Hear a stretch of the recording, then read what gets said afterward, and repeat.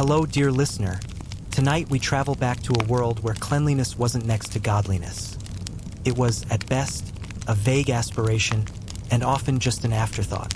You're about to step barefoot into the Middle Ages, not as a noble in shining armor, but as someone far more common, someone who, brace yourself, smells very much like their surroundings. The straw-stuffed mattress beneath you scratches your skin as the first light of dawn filters through a hole in the wooden shutter. You're curled beside the hearth in a single-room cottage, your thin wool blanket damp with your own breath and the ever-present draft. The smell? A layered blend of yesterday's onion stew, unwashed bodies, smoke from the peat fire, and the faintly sour tang of the chamber pot in the corner. This is your life now. So, before you get comfortable, take a moment to like the video and subscribe, but only if you genuinely enjoy what I do here and want to be part of this growing community of curious night travelers. And while you're at it, drop a comment below telling me where you're listening from and what time it is there. I always love seeing how far and wide these little midnight journeys are reaching, from quiet bedrooms to late-night study sessions to peaceful solo walks. Now, take a deep breath, lock your door, dim the lights, maybe turn on a fan or a bit of white noise for that perfect calming hum in the background, and let everything else fade away. Let your mind slow down, your shoulders relax, and your heart settle, because we're about to drift together into tonight's quiet, winding path. One step, one thought, one strange little story at a time. You rise slowly. Your shift, one of only 2 garments you own, itches where it clings to your skin. There's no water basin in the cottage. No mirror either. Just a wooden ladle, a tin cup, and a half-empty bucket by the door. The water inside is from yesterday's haul. Its surface still, murky with ash from the hearth and a single floating beetle. You scoop some out and splash your face. It's cold. Shockingly cold. You gasp. That's your morning wash. Your neighbors might do less. You step outside. The air is crisp and wet with dew. Around you, other cottages smoke lazily from their thatched roofs. Somewhere nearby, a rooster screams its indignation at being alive. Mud sucks at your feet. If you're lucky, you still have one of your wooden pattens to strap beneath your bare soles. Most don't. Most just walk barefoot year-round. Toilets? Not exactly. There's the privy, a hole over a pit behind your neighbor's house, but it's full and smells like the devil's breath. Easier to go in the bushes or to use the family night jar. A clay pot you dump out when you feel like it, and by dump out, I mean you throw it into the alley when no one's watching. Splash. But you're not some filthy animal. You have standards. This morning, for example, you scrubbed your fingernails on a rough stick and rubbed your armpits with crushed mint leaves. It helps. A little. Hygiene here is more survival than sanctity. Back inside, you gather yesterday's stale bread and chew in silence.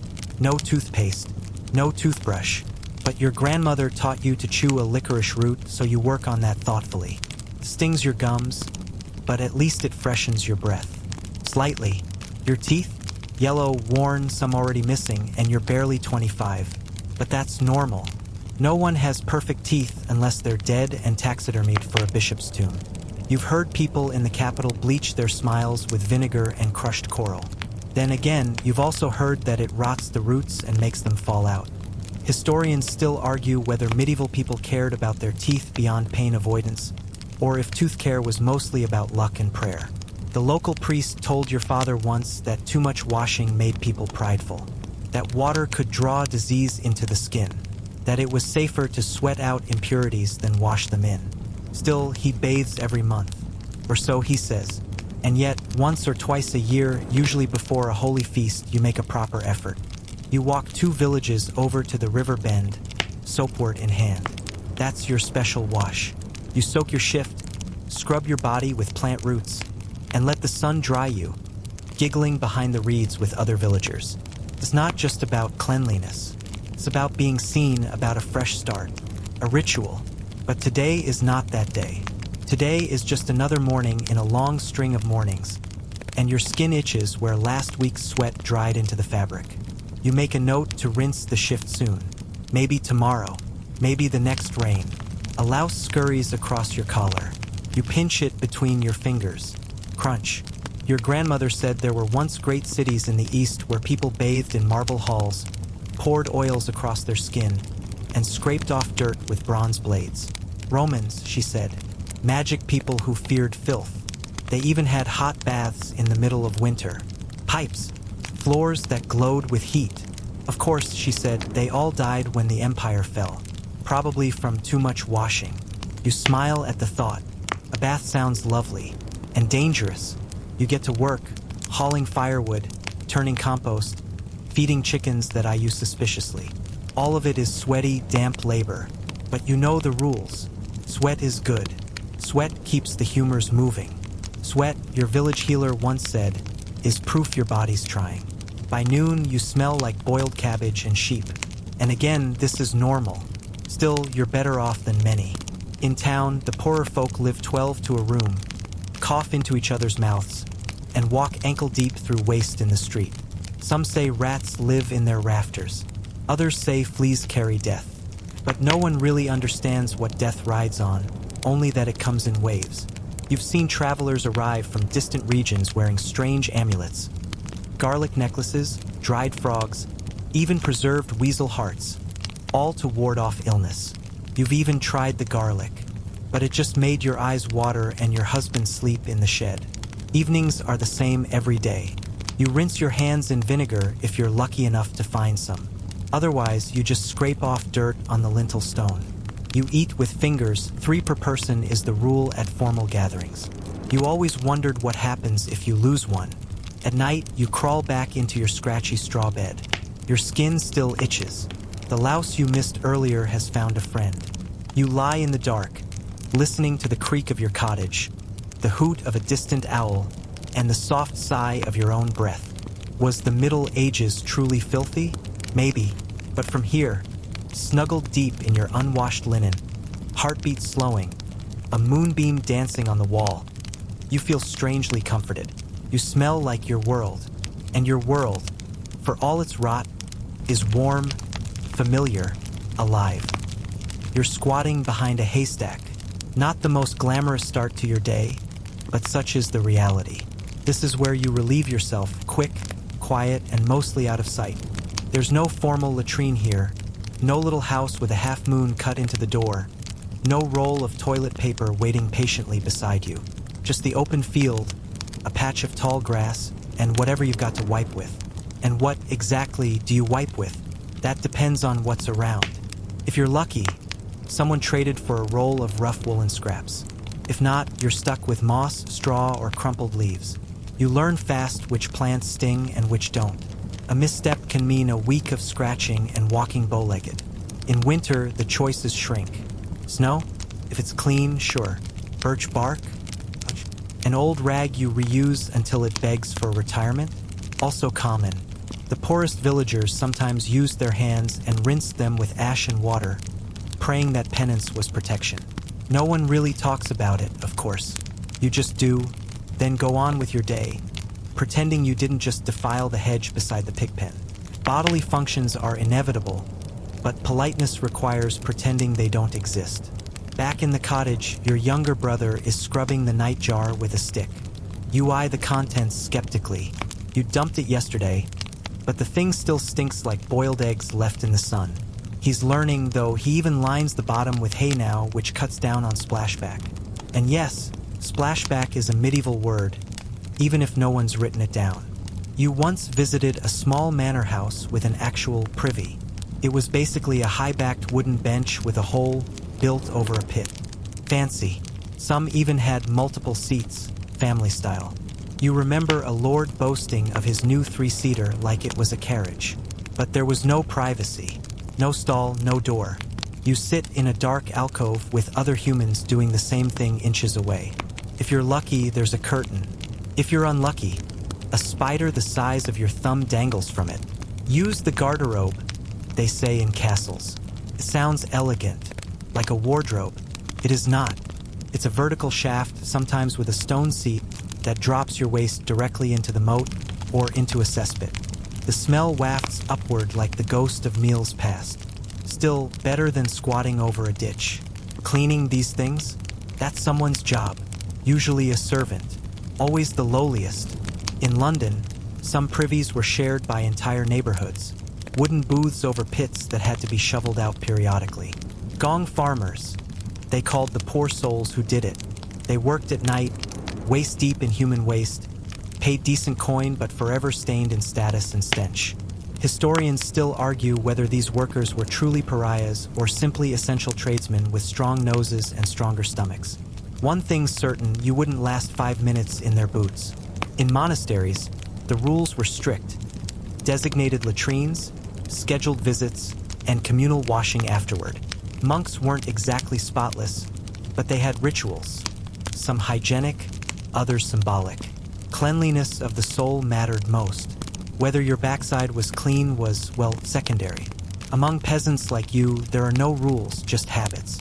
Children relieve themselves wherever. Pigs too. You develop a sixth sense for spotting danger zones in the mud and stepping accordingly. Sometimes you slip. Sometimes you regret wearing sandals. One day, the parish priest preached a whole sermon on hygiene. He held up a linen rag and waved it like a relic, warning that uncleanliness bred sin. You watched him sneer at a poor widow who hadn't washed her hem in weeks, then stepped daintily around the chicken dung by the altar steps. He never mentioned what he wiped with. Toilet paper, by the way, not a thing. The Chinese had paper centuries earlier, but in Europe it's wool, rags, moss, hay, or just a good shake and hope for the best. Nobles might have fine cloth. Some even perfumed it. But the average person wipes with whatever won't give them a rash or a splinter. Once, when you were a child, a traveling storyteller claimed he saw a man wipe with a live ferret in France. You still don't know if he was joking. And what happens when the pits fill up? Sometimes, nothing. The smell worsens. People build another. Or, if you live near water, you let nature do the work. In towns, the more daring pour night soil from windows, usually with a cry of garde-à-l'eau, a bastardized French warning meaning, look out for the water. You learn to walk close to the walls and never dawdle beneath windows. City bylaws tried to stop this. Fines were posted. Officials warned of miasmas and invisible poisons rising from the muck. But when it's midnight and the pot is full, people do what they've always done. Dump and run. Some wealthier homes had indoor chamber pots decorated with humorous paintings. Tiny devils or naked dancers to make you smile as you squatted. You once saw a noble's pot with a poem etched around the rim. Something about roses and rot. A reminder, perhaps, that we all end up the same, no matter how elegant the container. Cleaning yourself after? There's the rinse if you're near water. A splash of cold from a river or stream. Maybe vinegar if you're feeling fancy. But mostly, it's a quick wipe, a brush off, and a shrug. The goal is not sanitary. The goal is less uncomfortable. You think back to stories of Roman bathhouses, where marble benches had running water beneath and slaves handed you soft cloths. You wonder what went wrong. But then again, some say those Romans fell because they got too clean. Their skin too soft, their minds too decadent. Maybe grime builds strength. Maybe lice are proof of life. Maybe that's what your grandmother meant when she called you her little dirt angel. There's a dog barking in the distance now, and the sky's beginning to blush with the light of evening. You set the lid back on the night jar and give it a gentle kick toward the corner. You'll empty it in the morning. Maybe. You're used to the smell by now. It blends into everything. The wool, the walls, even your hair. If someone were to pluck you from this life and drop you in a modern-day room, they'd wrinkle their nose before you said a word. But you wouldn't notice. Not anymore. And that's what hygiene is here. Not absence of filth, but coexistence with it. A fragile dance between what you can manage, what you must endure, and what you can still laugh about when the wind changes. You sit back down by the hearth, cradle a bowl of warm broth, and sigh. You've done what you needed. The haystack is behind you, the jar is sealed, and the stars are coming out. Tomorrow you'll worry about wiping again. But tonight you've survived, and that's enough. Steam rises in ghostly tendrils from the low, wooden structure ahead. Your feet crunch over frozen straw as you approach, the early morning air clinging to your lungs like cold soup. At first glance, it might seem like a barn. Smoke puffing from the roof vent, people murmuring inside. But as you step closer, the scent of heated water, sweat, and boiled herbs tells you, this is a bathhouse. Welcome to one of the rare places in the medieval world where cleanliness wasn't just tolerated. It was celebrated, encouraged, and occasionally even scandalous. You slip through the low door and immediately feel it, the warmth. It wraps around your shoulders, kisses your cheeks, melts the stiff ache from your joints. The interior is dim but alive. Candlelight flickers against wet wooden walls. Bare feet shuffle over straw-covered floors. Somewhere in the haze, someone laughs. A bucket splashes. A cloth slaps against skin. You're not in a noble's manor or monastery this time. This is a stew, a public bathhouse, named for the way people stew in hot water. It's part spa, part social club, part naked party. Depending on the town, you might find separate rooms for men and women, or not. In some cities, gender separation was a formality often ignored after dusk. You start to undress. Your shift goes first, then your underclothes, if you're wearing any. You place them in a small basket and hand them to the attendant. With any luck, they'll come back slightly cleaner and not stolen. You're handed a birch branch bundle, a vasta, used for beating your own skin to improve circulation. Or at least that's what the apothecary said. You suspect it's just medieval exfoliation through light domestic violence. You step toward the largest tub, a shallow wooden vat filled with steaming water.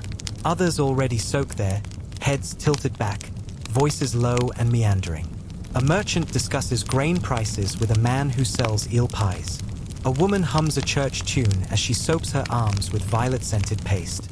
Nearby, someone is massaging another's shoulders with warm oil. This is relaxation, medieval style. It's also, oddly, a bit dangerous. Because while bathhouses like these were common, found in cities from London to Lubeck, they came under suspicion. Church officials grumbled about mixed bathing, while moralists decried the temptations of steam.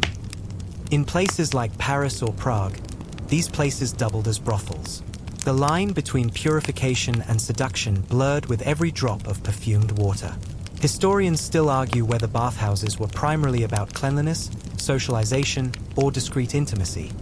But there's little doubt they were central to urban life, at least until the mid-14th century. Then came the plague. Suddenly, people grew wary of water. Not because they thought it was dirty, but because they believed it opened the pores and let disease inside. Physicians wrote that steam could weaken the body's defenses, that too much bathing might draw in bad air.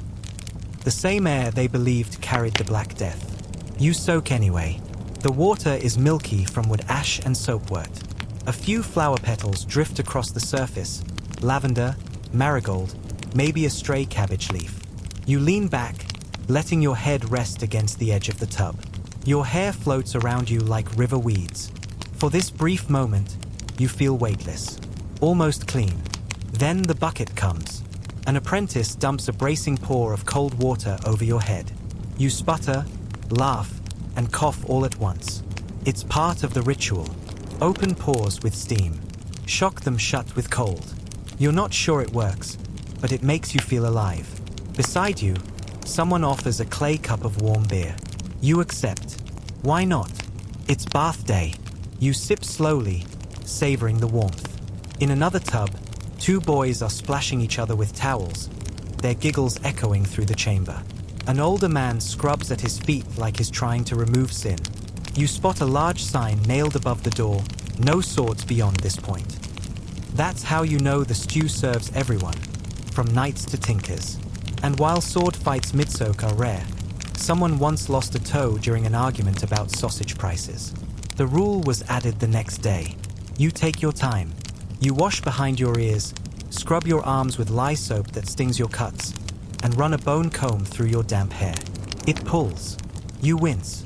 Lice float like tiny ships, spinning circles in the wash basin beside you. The attendant raises an eyebrow but says nothing. Once clean, you sit in the cooling tub and eavesdrop. Told me the King of Hungary has marble baths. My cousin died after bathing on a waning moon. They say lepers bathe in secret wells now, under moonlight. A dozen voices, a dozen theories. A woman near the coals insists she once saw a nobleman eat a fish raw to purge his inner filth. Another claims her aunt cures boils with hot mud and goose fat. Yet another insists that witches never bathe. Water refuses to cling to their skin. You file these away for future conversations or future warnings. Eventually, you rise. The air feels sharp against your skin, though your body steams like a loaf of bread. You're handed a rough linen towel, almost stiff with old soap. You pat yourself dry, then retrieve your shift from the pile. It's still damp. You sigh, shrug, and slip into it anyway. Leaving the bathhouse, you feel lighter. Not just from the wash, but from the quiet ritual of shared humanity. Everyone here smelled. Everyone scrubbed. No one judged. Out on the street, a woman eyes you warily. She pulls her shawl close and mutters something about bathers catching death. You smile faintly and walk on. In time, this bathhouse will close. Officials will declare it immoral, unsanitary, or simply unnecessary. Fires will destroy some. Puritans will condemn others. And for centuries to come, Europeans will fear bathing more than filth. But for now, as you step over puddles and smoke curls around the rooftops, you carry the memory of warm water on cold skin, of laughter echoing in cedar-scented air, of a place where filth was not a flaw, but a reason to gather. And that's something worth remembering. You wake with a dry mouth and a strange taste on your tongue. Something like old onions, bitter herbs, and smoke. That's just your morning breath. You smack your lips and sigh. Time to tend to your teeth, or what's left of them. There's no toothpaste, no bristles, no minty gel in a plastic tube. But you have options depending on how much effort you're willing to make before breakfast. You reach for a twig of hazelwood, its end chewed soft and frayed. It's your personal chew stick, a medieval toothbrush substitute. You bite the end a little more, get it good and brushy, and run it across your teeth. It doesn't reach the back very well. You scrape your tongue with your nail, then rinse your mouth with yesterday's vinegar water, left in a cup overnight. Sharp, sour, and slightly rancid. Better than nothing. Tooth care in the Middle Ages is mostly about keeping pain away, not polishing pearly whites. A gleaming smile means little if your molars are abscessed and your breath could kill a fly at 6 paces. You're doing what you can with what you have. You remember a neighbor who tried brushing with ashes and salt. She swore it kept her teeth white. It also wore the enamel clean off. Another man chewed cloves every day, not for hygiene, but for the pain in his back teeth. Some used sage, others onion juice. One old tanner swore by applying rabbit brain paste for bleeding gums. You didn't ask if it worked. You didn't want to know. Historians still argue whether medieval people regularly brushed their teeth or simply rinsed, scraped, and hoped for the best. Chewing aromatic sticks and herbs seems common, sweet flag, fennel, even parsley. Some monastery manuscripts include tooth powders, made from powdered charcoal, crushed bones, mint, or burnt bread. You tried one once, tasted like a chimney. And then there's the matter of tooth worms. Yes, people believe tiny worms lived in your teeth, burrowing deeper when you ate sweet things or slept with your mouth open. One healer claimed to have pulled them out with a hot iron poker. Another said you could smoke them out by placing a heated clove of garlic in your ear. You're not sure if it worked, but the smell lasted for days. No floss, no fluoride, but pain, you know pain well. Toothaches are one of the great medieval terrors. Small, constant, and maddening. The kind of pain that drives even stoic farmers to beg for relief. You once watched a blacksmith pull his own molar with iron tongs. His apprentice passed out. His wife sang hymns through the whole procedure, just to cover the screaming. And dentists? There's no such profession, not really. Instead, there are barber surgeons who might yank out a bad tooth in between cutting hair and bloodletting. You saw one once. His apron stiff with old stains, his smile wide and half empty. He carried his tools in a sack. Clamps, hooks, a pewter basin to catch the blood. He also sold a honey rinse, made with mint and vinegar, which he promised would keep your gums as firm as a bishop's purse. You bought a bottle. It burned like fire and left your tongue numb, but for a few days your mouth felt fresher than usual. You think of noblewomen, sitting for hours with their ladies-in-waiting, rubbing their teeth with cloth and wine-soaked herbs. Some bleach their teeth with lemon and coral powder. Never mind the damage. Others chew on cinnamon bark or rinse with rose water. Clean, maybe. Fragile, definitely. There's one tale, possibly apocryphal, of a Venetian courtesan who kept her breath sweet by sucking on pearls soaked in vinegar. A luxury you will absolutely never know. But even nobles aren't immune. You've heard whispers of kings with blackened stumps for teeth, of queens whose breath could wilt roses. All the rose water in Christendom can't hide the rot if it starts deep. You finish with your chew stick, rinse your mouth again, and spit into the hearth. A gray smear sizzles on the ashes. Your gums feel sore, but less so than yesterday. You smile into a polished bit of copper hanging by the window. 3 teeth on top, 5 on the bottom. Not bad for your age. Some kids are gumming bread by 30. One man in your village eats only boiled oats and drinks his stew through a cloth. He calls it mouth broth. He's 34. As for cavities, there's little to do. You endure. You stuff wads of wool soaked in brandy into your cheek. You press a hot rock to your jaw. You pray. And when you can't take it anymore, you tie a leather strap around the tooth, attach it to the door, and slam. You've done it. Twice. Both times, it hurt more afterward. You head outside, chewing a fennel stalk slowly, trying to imagine your mouth as clean. The sun is low in the sky, but already the smells of morning are mingling hay, animals, cooking fires, and somewhere, the unmistakable funk of unbrushed mouths gathering for mass. You fall in line with your neighbors and smile gently. Everyone here understands. Everyone's fighting the same slow battle against rot, pain, and the inevitable retreat of enamel. You chat softly with the baker's daughter, who swears her grandmother uses crushed emeralds to whiten her smile. You raise an eyebrow. She have any teeth left? 1. The girl grins, but it sparkles. As the bell rings for prayer, you glance upward and murmur thanks. Not just for your soul, but for the teeth still in your head. They may be crooked, yellow, and sharp in odd places, but they're yours. You hope they last another year, maybe 2. And when they go, well, there's always soup.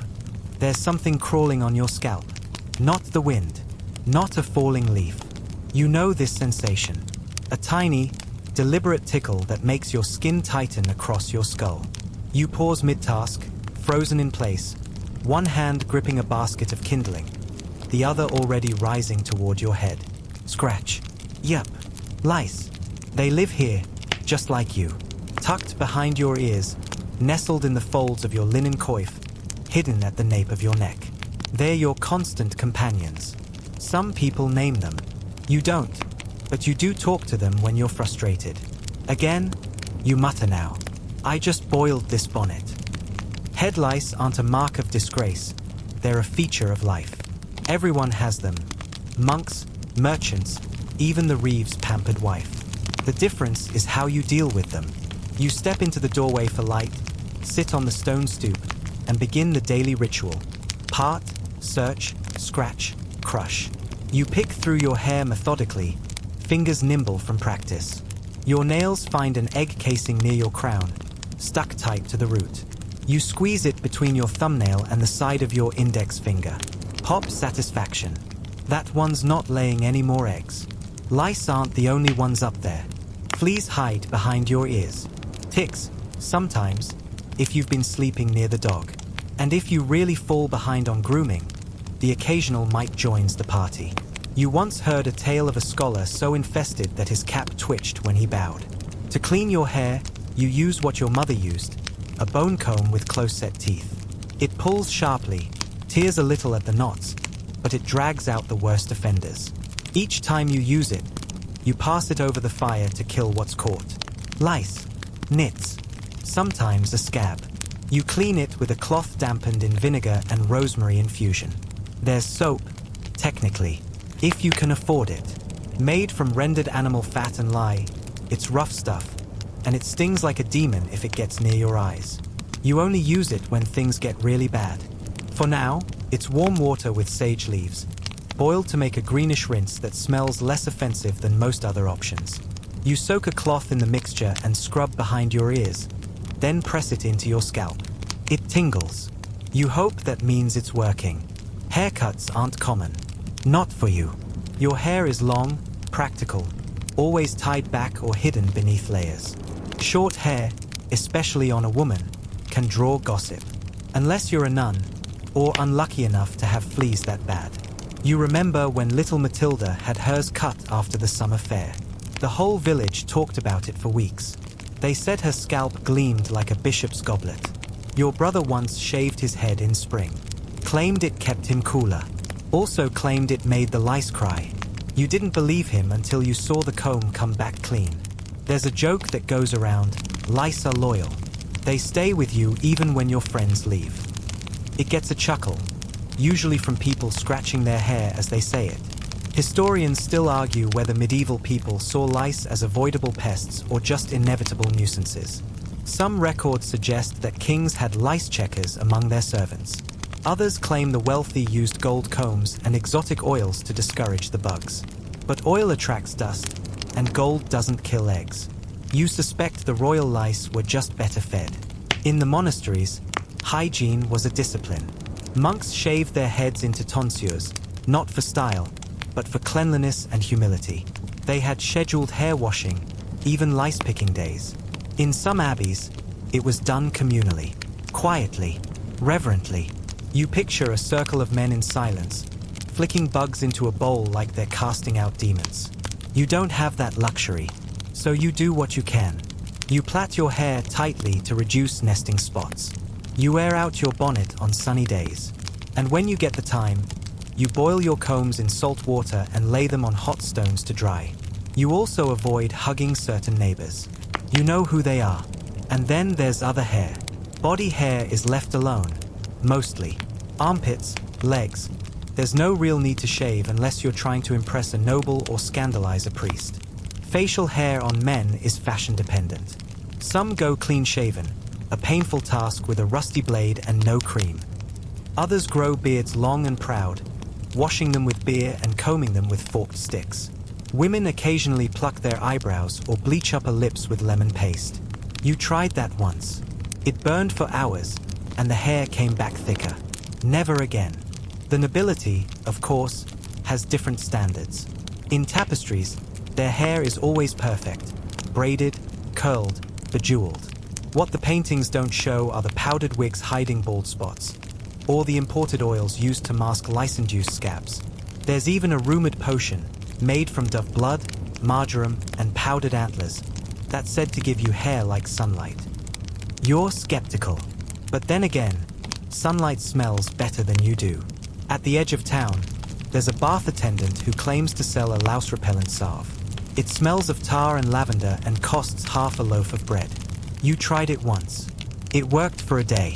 Then the lice came back, angrier. Still, hope springs eternal. You finish your morning delousing and tie your coif back on, firmly, with a little prayer for peace. You feel better. Not clean exactly, but less itchy. You know they'll be back by nightfall, but that's the rhythm. Scratch, pick, comb, repeat. You pass your sister on the way to the well. She's scratching too. You offer your comb. She takes it gratefully, then makes a face. Still warm, she mutters. Still working, you reply. The two of you laugh. For a moment, the lice don't matter. You hear them before you see them, soft footsteps on stone, the faint rustle of linen robes, the quiet tolling of the prayer bell. Monks, you're in a monastery now, not as a guest exactly. More like a servant's helper, carrying baskets of dried herbs and folded tunics from the outer yard to the cloister hall. You've been here a day or two, long enough to observe the rhythms, and to realize something peculiar. No one smells like soap. They don't exactly stink either. It's more like aged parchment, candle wax, old wool, and incense. Familiar smells, holy smells, but not clean in the way you understand it. You'd expected pious men to be spotless. Shaved heads, polished hands, robes brushed free of hay and ash. But they are smudged, dusty, and red-eyed from smoke and sleepless vigils. Cleanliness of body is not their first concern, not even their second. A brother passes you with a nod, face gaunt, fingers ink-stained. His bare feet whisper against the floor. Behind him, another monk walks more slowly, holding a cloth over his nose. Not against a stench, but because it's part of his personal vow. No unnecessary inhalation. He's fasting from the world itself. You're led to the lavatorium, a long stone basin carved with shallow channels. This is where the monks perform ritual hand-washing before meals. It's elegant if a bit cold. A bronze spout dribbles water into a worn basin. No soap in sight, just a towel looped over a peg, wet from use. The act is symbolic, not scrubbing. You ask a novice quietly, "Do you all bathe?" He shrugs. Sometimes, before major feast days, or when we've been in the fields. Not every week, he chuckles softly, reverently. Too much bathing makes the flesh comfortable, and comfort breeds temptation. That's the theology of it. In many monasteries, bathing was treated with suspicion. Cleanliness of the body, they taught, could distract from the purity of the soul. Some orders even saw bathing as vanity, especially if it became habitual. Cold water was acceptable. Hot water, dangerous, both physically and morally. Historians still argue whether monks truly bathed as rarely as records suggest, or if the ideal was more extreme than the reality. Some abbeys had elaborate bathhouses, complete with tiled floors and heated tanks. Others merely encouraged a rinse with cold water every season or so. And of course, exceptions were made for the sick and dying. Deathbed hygiene is different. Everyone wants to meet God with a clean face. Still, you know what you've seen. Hair damp with sweat, robes stained with ink and broth, feet thick with callus. The monk who led yesterday's vespers scratched his scalp under his tonsure half a dozen times. Please? Probably. You peek into a scriptorium where 3 monks copy texts by candlelight. One scratches behind his ear with a goose quill. Another coughs delicately into his sleeve. The third sniffs the ink pot before writing, like he's making sure it hasn't soured. It's quiet work. It smells of vellum and mildew, not exactly fragrant, but there's something else here, something perfumed. You catch it as you round the chapel's threshold. Frankincense. The monks may not soap their skin, but they do bathe their spaces in holy smoke. Incense hangs thick in the chapel, curling around stone columns, catching light like fog. It masks everything. Body odor, sweat, faint whiffs of musty robes. The sacred smell pushes the profane aside. You sit on the edge of the cloister garden for a moment, breathing the mingled aromas. Lavender bushes, rose petals strewn for an upcoming vigil, and old incense rising from the chapel door. The garden is where monks grow herbs not only for healing, but also for masking scent. Rue, mint, basil, thyme. Bundled and dried, these herbs become sachets for bedding or are burned in fire bowls in the infirmary. You spot a row of perfumed candles stacked in a shelf near the infirmarian's bench. Beeswax blended with crushed marigold. They're lit in sick rooms not for medicine, but to soften the air. One monk you spoke to admitted he hadn't bathed fully in over 2 months, but he washed his hands and face every day, wiped his feet with rosewater on Sundays, and changed his undershift with the lunar cycle. Enough to remind the body of its limits, he said, but not enough to tempt pride. That's the key. Here, filth isn't always filth. It's humility. There's a famous tale, told by the Cistercians, about a saintly brother so modest he refused to wash his feet for 40 years. They buried him with the same sandals he wore every day. When exhumed decades later, the story goes, his bones were clean, but the sandals were whole, miraculously preserved. You're not sure what's more miraculous, the sandals or the idea that no one forced him to wash sooner. But not all monks rejected bathing. In southern monasteries, especially near Roman ruins, hot baths were seen as gifts, used sparingly but gratefully. Monks in warmer climates built cisterns and sweat rooms. One manuscript even describes a monk's joy at having his feet washed by a visitor. It warmed my heart and cooled my heels. You like that? Before leaving the cloister, you watch a silent ritual unfold.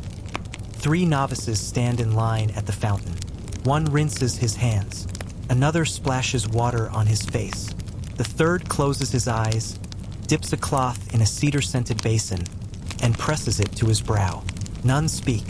Their movements are measured, as if choreographed by centuries. You suddenly understand. This isn't about being clean or dirty. It's about intention, reflection, quiet discipline. Their cleanliness is internal, and any outward washing is an echo of that. As you leave the monastery gates, you glance back at the stone walls, the quiet arches, the flicker of smoke rising from the dormitory chimney. You still itch under your arms. Your feet are dusty, but your mind feels rinsed, the way a hymn rinses a heavy heart. You walk on, carrying the scent of incense and old books with you. You hear them before you see them, soft footsteps on stone, the faint rustle of linen robes, the quiet tolling of the prayer bell. Monks, you're in a monastery now, not as a guest exactly, more like a servant's helper, carrying baskets of dried herbs and folded tunics from the outer yard to the cloister hall. You've been here a day or two, long enough to observe the rhythms, and to realize something peculiar. No one smells like soap. They don't exactly stink either. It's more like aged parchment, candle wax, old wool, and incense. Familiar smells, holy smells, but not clean in the way you understand it. You'd expected pious men to be spotless. Shaved heads, polished hands, robes brushed free of hay and ash. But they are smudged, dusty, and red-eyed from smoke and sleepless vigils. Cleanliness of body is not their first concern, not even their second. A brother passes you with a nod, face gaunt, fingers ink-stained. His bare feet whisper against the floor. Behind him, another monk walks more slowly, holding a cloth over his nose. Not against a stench, but because it's part of his personal vow. No unnecessary inhalation. He's fasting from the world itself. You're led to the lavatorium, a long stone basin carved with shallow channels. This is where the monks perform ritual hand-washing before meals. It's elegant if a bit cold. A bronze spout dribbles water into a worn basin. No soap in sight, just a towel looped over a peg, wet from use. The act is symbolic, not scrubbing. You ask a novice quietly, "Do you all bathe?" He shrugs. Sometimes, before major feast days, or when we've been in the fields. Not every week, he chuckles softly, reverently. Too much bathing makes the flesh comfortable, and comfort breeds temptation. That's the theology of it. In many monasteries, bathing was treated with suspicion. Cleanliness of the body, they taught, could distract from the purity of the soul. Some orders even saw bathing as vanity, especially if it became habitual. Cold water was acceptable. Hot water, dangerous, both physically and morally. Historians still argue whether monks truly bathed as rarely as records suggest, or if the ideal was more extreme than the reality. Some abbeys had elaborate bathhouses, complete with tiled floors and heated tanks. Others merely encouraged a rinse with cold water every season or so. And of course, exceptions were made for the sick and dying. Deathbed hygiene is different. Everyone wants to meet God with a clean face. Still, you know what you've seen. Hair damp with sweat, robes stained with ink and broth, feet thick with callus. The monk who led yesterday's vespers scratched his scalp under his tonsure half a dozen times. Please? Probably. You peek into a scriptorium where 3 monks copy texts by candlelight. One scratches behind his ear with a goose quill. Another coughs delicately into his sleeve. The third sniffs the ink pot before writing, like he's making sure it hasn't soured. It's quiet work. It smells of vellum and mildew, not exactly fragrant, but there's something else here, something perfumed. You catch it as you round the chapel's threshold. Frankincense. The monks may not soap their skin, but they do bathe their spaces in holy smoke. Incense hangs thick in the chapel, curling around stone columns, catching light like fog. It masks everything. Body odor, sweat, faint whiffs of musty robes. The sacred smell pushes the profane aside. You sit on the edge of the cloister garden for a moment, breathing the mingled aromas, lavender bushes, rose petals strewn for an upcoming vigil, and old incense rising from the chapel door. The garden is where monks grow herbs not only for healing but also for masking scent. Rue, mint, basil, thyme. Bundled and dried, these herbs become sachets for bedding or are burned in fire bowls in the infirmary. You spot a row of perfumed candles stacked in a shelf near the infirmarian's bench. Beeswax blended with crushed marigold.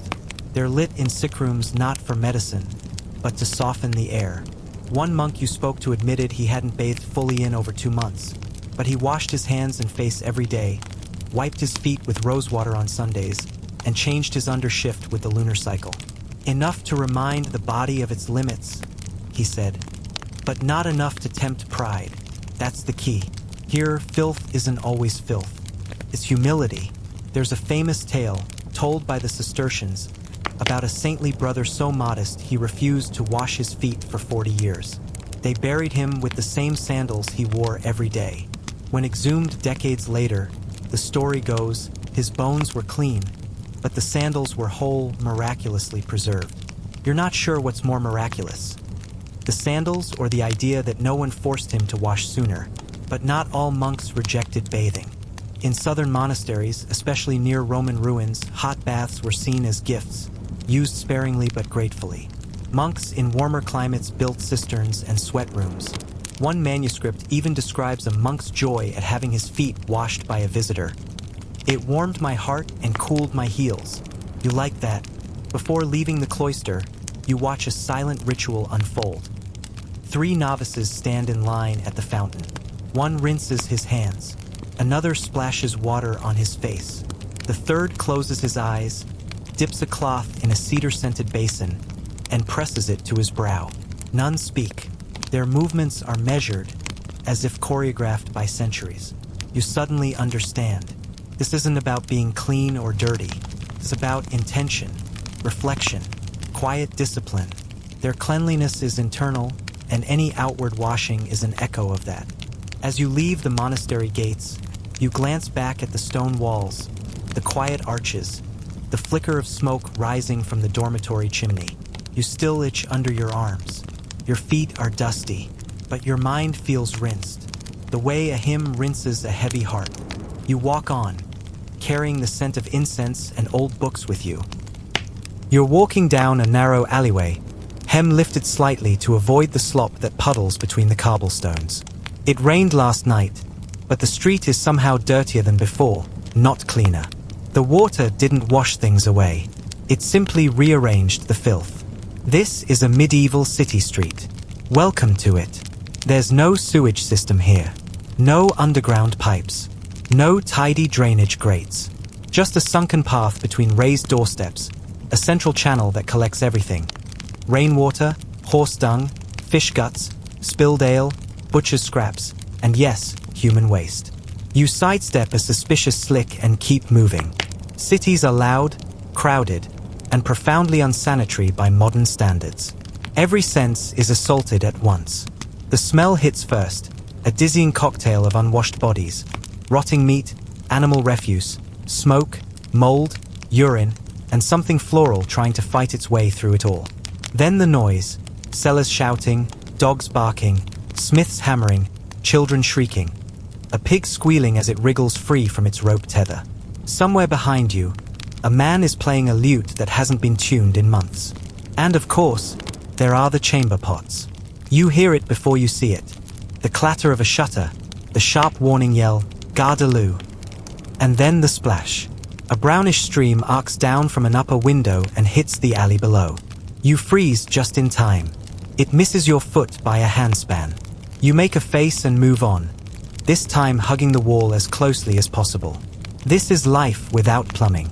Most households don't have indoor latrines. Even wealthier homes use chamber pots, broad ceramic bowls tucked under beds or chairs, emptied into the street once full. Some people are courteous.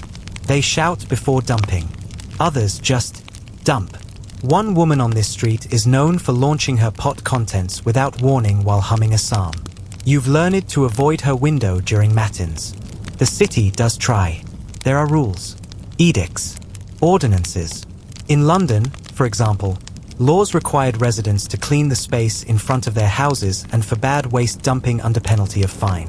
In Paris, homeowners were urged to build stone-lined gutters. Some towns hired rakers, early sanitation workers tasked with shoveling dung from public roads. But enforcement is inconsistent. Bribes are common, and the volume of filth never slows. Historians still argue whether these medieval sanitation efforts were progressive or performative. Did city officials genuinely try to clean their streets, or just pretend to care during festivals and royal visits? Evidence points to both. Some cities had weekly cleaning days. Others relied on rain and hope. You pass a tanner's shop and nearly gag. His boiling hides in a vat of dog urine and lime. It's the only way to soften the skins. The smell is enough to make your eyes water. You hold your breath and rush by, only to nearly trip over a heap of offal dumped beside a butcher's stall. Flies buzz. A cat pounces. Nothing goes to waste, but everything is disgusting in the interim. Rats scurry into a crack between the stones.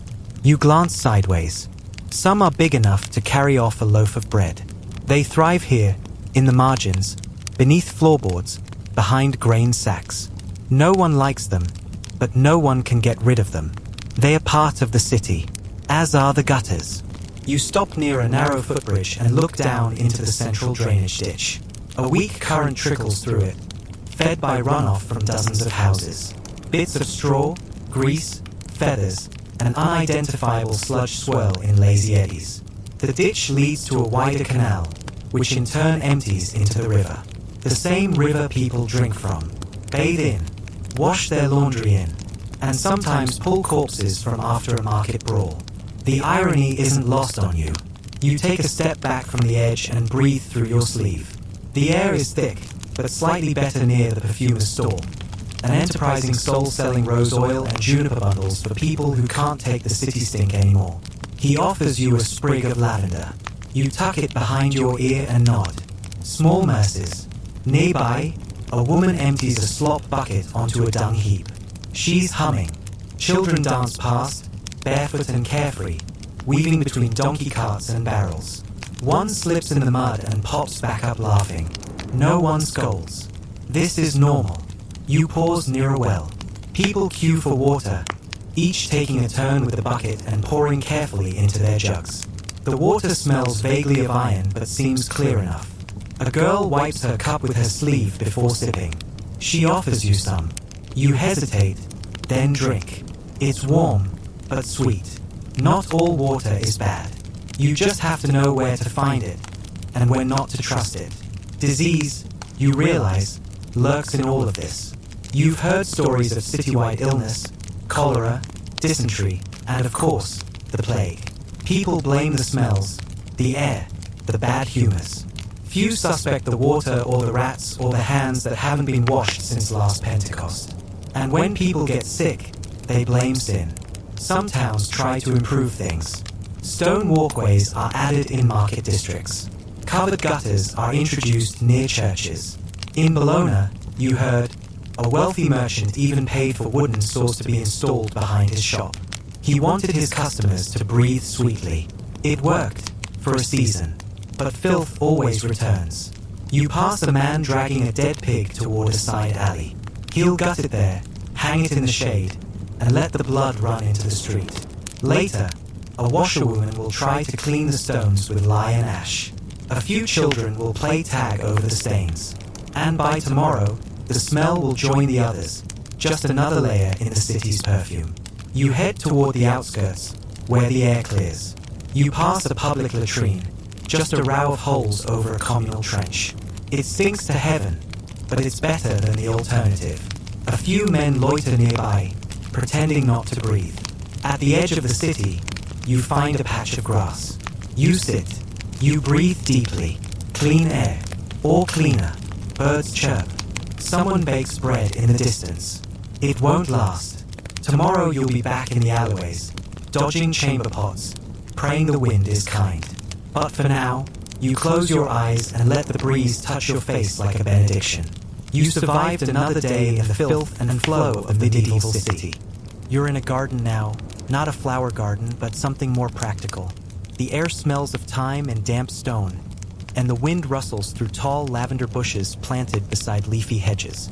Bees hum lazily as you cross the gravel path, past neat rows of sage, wormwood, and chamomile. You pause beside a low stone wall, behind which sits a small wooden door. This, a kindly nun informs you, is the garderobe. And no, it's not a closet. In the Middle Ages, the term garderobe referred to a privy, a toilet. And not just any toilet. This one belongs to a priory, part of a modest but well-maintained complex of buildings that house a dozen sisters and their resident priest. It's cleaner than you expected. In fact, it's charming. You duck through the door and step into a narrow, windowless stall. A wooden bench runs the length of the wall with a single, round hole cut into it. Below that, darkness. You lean over cautiously and peer down. You can't see the bottom. A cool draft rises from the depths. It smells faintly of decay, sure, but also of earth and herbs. Someone has hung sprigs of rosemary and yarrow from the ceiling beams to mask the scent. It helps. You exhale slowly and sit. Toilets in castles and monasteries often used gravity as their ally. Waste dropped into pits or, in more advanced cases, was flushed away by water diverted from nearby streams. Here, in this priory, it seems to lead into a dry cesspit, one you assume is emptied periodically by someone very unfortunate or very well paid. You wipe with moss, soft, damp, surprisingly pleasant. The nun who led you here said they collect it fresh every few days and keep it in a wooden box beside the door. There's a little wooden scoop for powdered herbs, likely lavender, sage, or even ground rose petals. Not for sanitation, for scent. You wash your hands outside, at a basin carved from stone and filled with rainwater. A simple cloth towel hangs nearby, flapping gently in the breeze. No soap, but a bit of rosemary infusion has been added to the water. You dip your hands in, rub them together, and feel almost modern. You're beginning to realize that medieval hygiene wasn't one-size-fits-all. Yes, you've seen slop thrown from windows and privies oozing into gutters. But this is different. Quiet, thoughtful, monastic. And then, later that same week, you visit a noble's castle. It's impressive. High towers, fluttering banners, stone walkways polished by centuries of foot traffic. And in one of those towers, through a narrow passageway, you're led to another garderobe. This one opens directly over the outer wall. You step inside. Here, the bench is built into a thick stone alcove, set into the wall itself. The hole is larger, worn smooth by countless occupants. You sit. Wind whistles upward from the open chute below, reminding you that you are, in fact, relieving yourself above a moat. Yes, the moat. That dark, murky water circling the base of the castle, not just for show. For centuries, garderobe chutes emptied directly into it. A steady drizzle of noble waste descending from the battlements. You try not to think about what the knights are wading through during practice drills. But nobles had comfort, even in their loose. There are tapestries on the wall, probably to cut the draft. You see carved graffiti, names, dates, the occasional lewd symbol. Someone's lit a bit of beeswax incense, though it's nearly burnt out. You wonder if the lord of the manor personally uses this garderobe, or if it's meant for guests and servants. Either way, it's oddly majestic.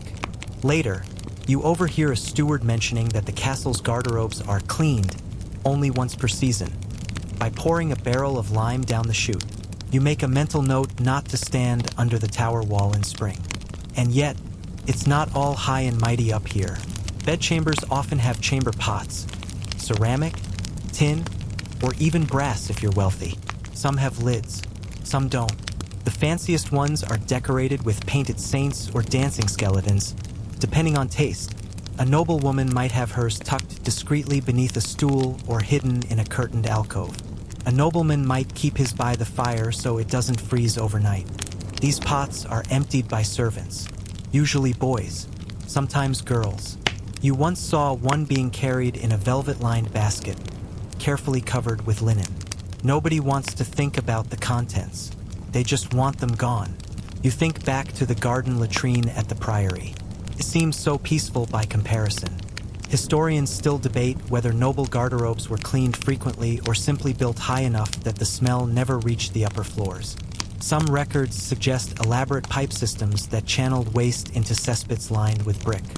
Others describe guards sleeping beside latrine chutes, their bunks only a few feet from the thunder hole. You can imagine the job satisfaction. Still, there's a kind of elegance in how the rich design their waste removal. Rooms with chutes, curtains, footstools. One castle you visited had a double-seater for the lord and his steward to converse while relieving themselves. You still shudder at that image. But even in luxury, it's all the same in the end. Holes, pits, pots, and the eternal question, what now? Night falls. You return to your borrowed bed in the manor's guest wing. Before sleeping, you light a candle, move the chamber pot closer, just in case, and slide under the woolen coverlet. You don't miss the city gutters. Not tonight, because here, behind stone walls and lavender sachets, even the most unpleasant business is cloaked in ritual and rosemary. The river is cold. Not the sharp, skin-tightening cold of deep winter, but the kind that seeps slowly into your bones and reminds you it's spring and barely. You kneel on the pebbled bank beside two other women, sleeves rolled to the elbow, hands already raw from lye and stone and the sheer relentlessness of dirt. It's laundry day. You might imagine that medieval clothes are washed once a month or maybe never at all, but that's not quite true. People do wash their garments, especially linen. Outer clothes like heavy woolen gowns or hose. Rarely. But shifts, coifs, bed sheets, baby cloths? Weekly if time and water allow. Which brings you here, to the river's edge with a coarse sack of soiled linens, a bar of ash-laden soap that smells faintly of tallow and juniper, and a wooden paddle used to beat the sins out of fabric. The other women work fast. One has a rhythm like a drum. Dunk, twist, slap, rinse, beat. The sound echoes off the water, blending with birdsong and the rhythmic creak of the mill will further downstream. Laundry isn't just a chore. It's a community ritual, a time to talk, to gossip, to swap tips about stubborn stains and stubborn husbands. You join in, plunging a sodden shift into the water, scrubbing at it with both hands. The chill makes your knuckles ache. After just a few minutes, you feel the prick of tiny cracks opening in your skin. By the end of the day, they'll burn when you try to grip a spoon. But you keep scrubbing. Soap is precious. Yours is homemade, boiled last winter from wood ash and sheep fat. It's gritty, waxy, and almost impossible to rinse out completely. But it gets the job done. Mostly, you smear it across a cloth diaper, rub it with a round stone, and wince at the stench rising from the fabric. Some things are never truly clean. Washing in cold river water is a gamble. The current carries away dirt, yes, but also heat and sometimes your grip. You've lost more than one linen sleeve to the stream. It vanishes like it was never there. A gift to the water spirits. Your neighbor jokes as she watches another sock disappear. Not all towns rely on rivers. In some places, people use public washhouses, covered spaces near wells where water is hauled by the bucket and poured into basins. There, washing becomes more of a performance. Women elbow each other for space, judge each other's stains, and mutter about who's had lice or whose sheets smell like goat. In the countryside, though, the river is everything. It's where children bathe in summer, where cloth is dyed in spring, where laundry is soaked and slapped and stretched across hedges to dry. After scrubbing, you rinse the garments in the clearest part of the stream. You wring them tightly, twist, twist again, muscle straining, and then drape them over the nearest bush. The sun is reluctant today, but it'll do. One of the older women hands you a brush made from bundled twigs. "For the blood," she says simply, pointing to your apron. You nod. Laundry teaches you what lives in fabric: sweat, oil, sickness, birth, death. All of it leaves a trace. Historians still argue whether medieval laundry practices were widespread or regional, professionalized or domestic. Some suggest washerwomen operated as semi-formal guilds in large towns. Others believe most washing was done at home, quietly, constantly, and always under pressure. What's certain is that linen was the most washed fabric of all, and often the most hidden. You wear it closest to your body, and it betrays you first. You remember your aunt saying that a woman's virtue could be judged by her shift. She'd hold it up to the light after washing, pursing her lips at each stain. "This one's no good," she'd mutter, even if the garment was spotless. Judgment hides in folds. Once, in a castle laundry room, you saw a noble's chemise being beaten by 2 servants. It was embroidered with silver thread and soaked through with wine stains. They treated it like holy relic and blasphemy at the same time. When the steward arrived to inspect it, they scrubbed harder, whispering apologies to the cloth. Here, no one whispers. You gossip while you work. Talk of the midwife's new apprentice, of a pilgrim who passed through town barefoot, of the boy caught stealing sausages from the smokehouse. You laugh. You slap soap. You shake your arms out and keep going. Even with hands stiff from cold, there's a strange peace in it. The rhythm, the water, the work that asks for nothing but effort. And when it's done, you spread the cloth across a flat patch of grass, anchor it with stones, and sit beside it like a shepherd guarding sheep. Then you wait. Drying takes hours, sometimes longer. A cloud rolls in and everyone groans. One woman curses and pulls her smock from the hedge, holding it up to the light. Still damp. She wrings it again and hangs it higher. Someone unpacks lunch, a crust of bread and a bruised apple. You chew slowly, watching the river twist between its banks. The breeze smells of soap and rosemary and wet wool. Once the garments are dry, you fold them into your basket, pressing each flat. There's a pride in it, a sense of order restored. They're not perfect. There are stains that will never come out, but they're yours. You cleaned them. You carried them. You'll wear them again. On the walk home, the basket grows heavier with each step, but the ache in your arms feels earned. You think of how many people you've seen today without even realizing it. Through cloth. Everyone you pass is wearing something that was, at some point, soaked, scrubbed, wrung, and dried by hand. Probably in a river. Probably by someone with chapped fingers and sunburned cheeks. At your door, you set the basket down. You tuck a warm shift against your face and breathe it in. Clean isn't perfection. It's effort. And it smells faintly of sage and rain. The table is already set when you arrive. Wooden platters, rough-hewn spoons, a communal bowl of thick stew in the center, and a scattering of torn bread to soak it up. A candle flickers at one end, its wax pooled and hardened from last night's meal. You glance around at the gathered faces. Farmers, tradesmen, the miller's son, a cousin visiting from the next village over. Everyone's hungry, but no one touches the food yet. They are waiting for the wash basin. It arrives, eventually, carried by the youngest child, who staggers beneath its weight and sets it clumsily on the table's edge. A battered metal pitcher follows, filled with tepid water. No soap, just water, and a cloth that looks like it's seen better decades. One by one, hands are rinsed. Not scrubbed, not lathered, just dipped. You watch as greasy palms swirl in the water, then are patted dry on the same cloth. By the time it reaches you, the water has gone grey and warm, and a speck of something floats in it. A beetle? A lentil? You don't ask. You dip your hands. Pat. Done. This is medieval etiquette at its finest. Washing before meals isn't just encouraged, it's expected, especially if the host has any pretensions to decency. The church encouraged it as a ritual of humility, and even the poorest families made some effort to rinse off the day's grime before eating. But the method? That varies. In the countryside, a bucket and cloth will do. In a merchant's home, you might find a small ceramic ewer with matching basin, rare treasures decorated with painted vines or saints. In castles, servants walk around with perfumed water and linen towels, pouring over the hands of nobles like priests dispensing blessings. You once saw a tapestry where a king had his fingers washed in rosewater before every course.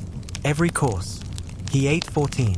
You sit at the table now, aware of your damp palms and the faint smell of vinegar that lingers on your fingertips.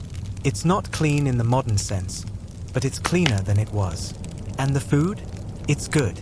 Stew thick with barley and root vegetables, flavour it with salt pork and onions. You tear off a piece of bread and scoop up a bite. There's no personal cutlery here, not unless you're a guest of rank.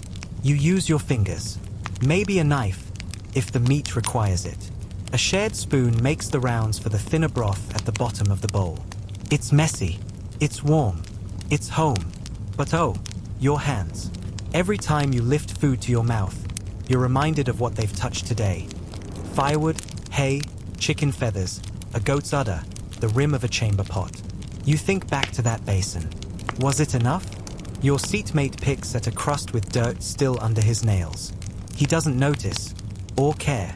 The woman across from you wipes her fingers on her apron between bites. Her children don't even pretend to rinse. They eat with the raw joy of hunger.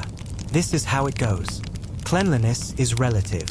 Hygiene exists within the limits of what you can do, not what you should. And dinner isn't the only moment of reckoning. You think of feasts, actual feasts.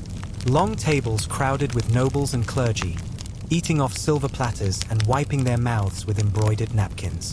They wash, too, at the start of the meal, and sometimes in between courses. With hot water, if they're lucky. With lemon or lavender-scented rinse, if they're rich. The truly fashionable use a servant just for hand washing. One to pour, one to towel, one to hold the soap. But soap is dangerous territory. Too much, and you're accused of vanity. Too little, and you're accused of filth. It's a delicate dance. Even soap itself comes in many forms: ash soap, lye soap, soft soap made with animal fats. All pungent, all drying. You've used them all, and none feel gentle. At court, they say the queen has her hands bathed in almond milk, that her nails are cleaned with a mixture of salt and lemon peel. You wonder what it's like to have hands that never dig, lift, scrub, or gut. Yours are cracked, rough, but steady. Back at the table, someone lets out a soft belch and mutters a blessing. The stew is half gone. A child drops a spoon on the floor and picks it back up without hesitation. You notice the dirt on her knuckles. She smiles at you. You smile back. Historians still argue whether medieval people were more careful about hygiene than we give them credit for, or whether cleanliness was mostly symbolic.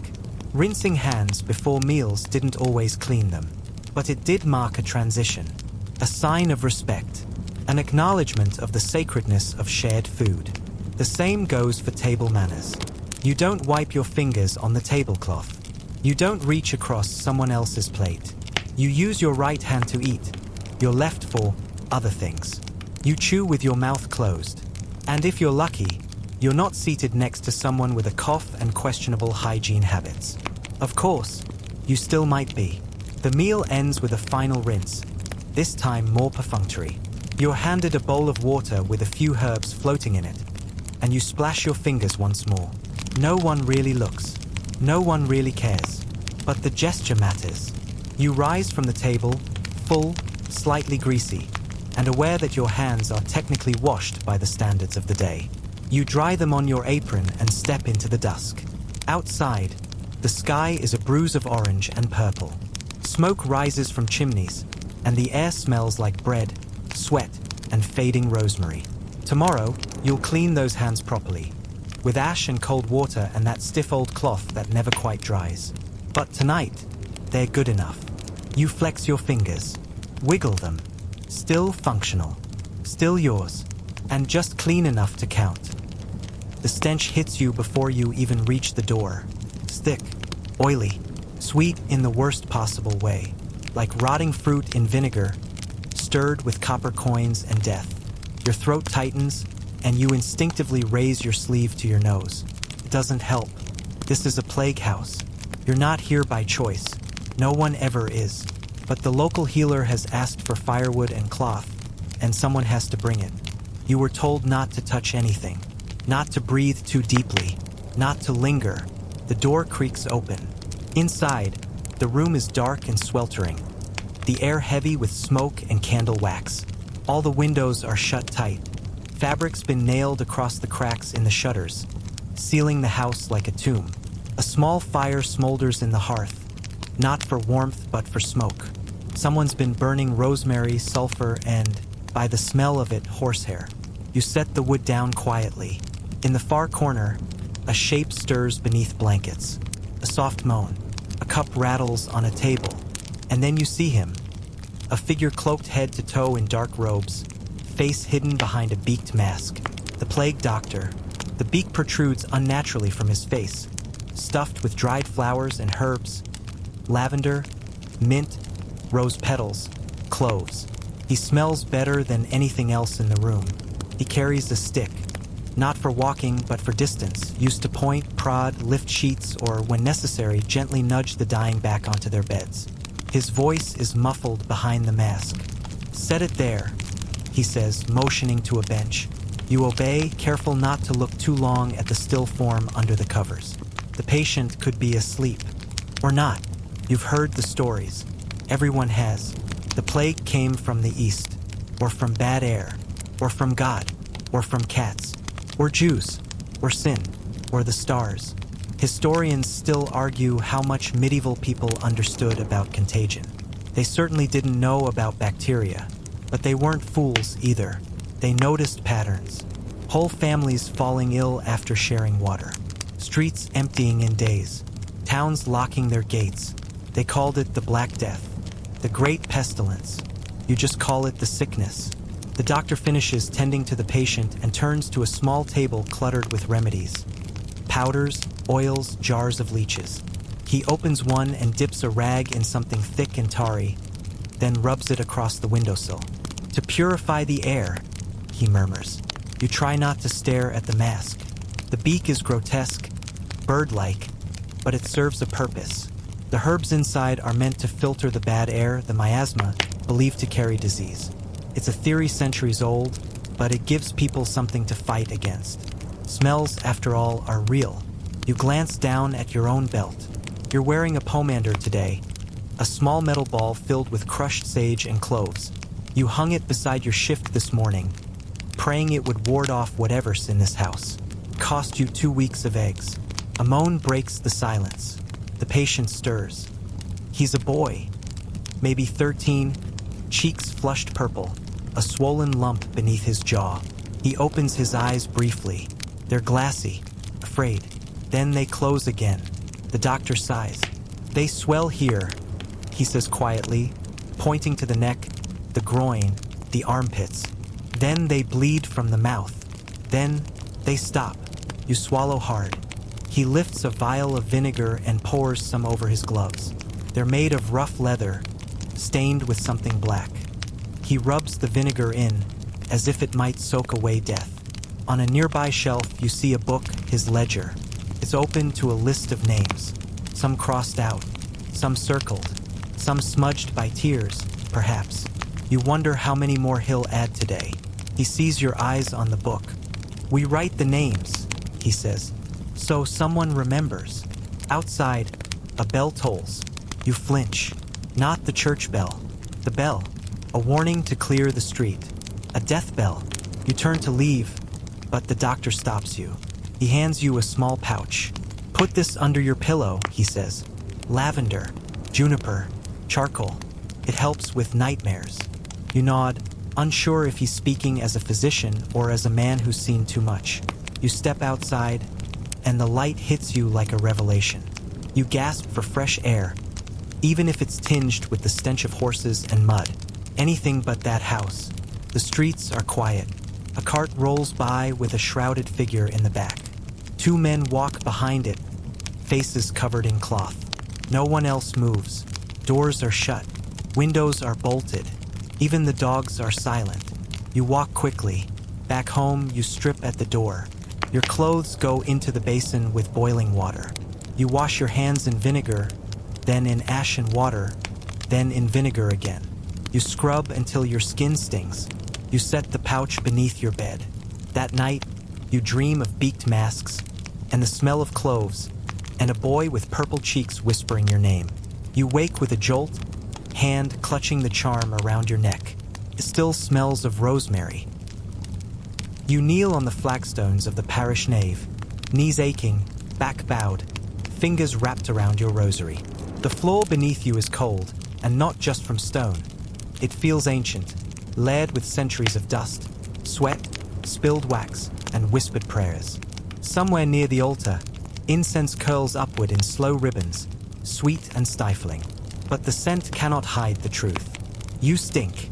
Not in the dramatic way of a dung heap or a butcher's apron, but in the small, human way, musty wool, unwashed skin, breath that tastes faintly of onions and sleep.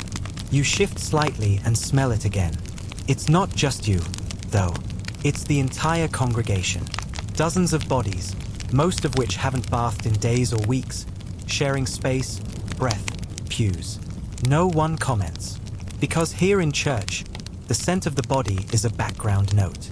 Everyone carries it. What matters is the scent of the soul, or so you're told. A preacher once thundered from this very pulpit that physical filth means little. Clean the heart, he'd shouted, eyes wide, sweat flying. What use is soap to a sinner? That's the thinking in many quarters of the medieval world. Dirt on your skin doesn't endanger your soul, but pride might. Vanity might. And bathing, for some, reeks of vanity. In fact, there's a whole theology of grime. You've heard it in sermons and whispered lore alike. That St. Agnes never bathed after martyrdom and was found incorrupt. That John the Baptist wore camel hair and lived on honey and insects. That certain anchorites, holy recluses, refused to wash for decades, believing filth shielded them from temptation. Let the flesh be humbled, one said. Let it stink. You've never met anyone quite that extreme, but you have visited a hermit on the edge of the woods whose beard carried entire ecosystems. He never touched water unless it fell from the sky, claimed washing removed divine protection. Still, not all clerics agreed. Some church orders, particularly in southern Europe, encouraged cleanliness as part of spiritual discipline. Monks in Cluniac monasteries bathed regularly, sometimes weekly. Others recommended foot washing as a symbol of humility and charity. Christ, after all, washed the feet of his disciples. Historians still argue whether the medieval church overall discouraged hygiene or simply reframed it, encouraging spiritual purity over physical. Evidence suggests both. Bathing was sometimes linked to sin, especially lust, and other times promoted as godly, especially for the sick or poor. Like much in the medieval world, it depended on who you asked, and when. You straighten your back as the priest's voice rises. Today's sermon is about judgment. Not the kind with fiery pits, but the everyday kind. How people treat one another. How pride creeps into small things, like laughing at a neighbor's torn shift or mocking a peasant's lice. You find yourself nodding. You've been on both sides of that line. You think about dirt, not just under nails, but in reputations. How a woman who lives alone is unclean. How a traveler with tattered clothes is suspected of disease. How washing, or the lack of it, is a kind of language. A symbol. A judgment. Your aunt once said, "The truly clean don't have to prove it." But you're not so sure. You've watched women scrub their steps for show. Men pour rose water over their hands before guests arrive, then wipe them on their trousers when no one's looking. A perfumed noble might smell sweet and still carry lice in his collar. And then there's the opposite. People who work hard and wash when they can, who smell of sweat and wool but live with grace and gentleness. You'd trust them far sooner than anyone who bathes in spices and scorn. The priest concludes with a story from Scripture. The leper who came to Jesus and said, "If you are willing, you can make me clean." Not healed, clean. It hits different in a world where soap is rare and judgment is constant. The final blessing is spoken. You cross yourself and rise.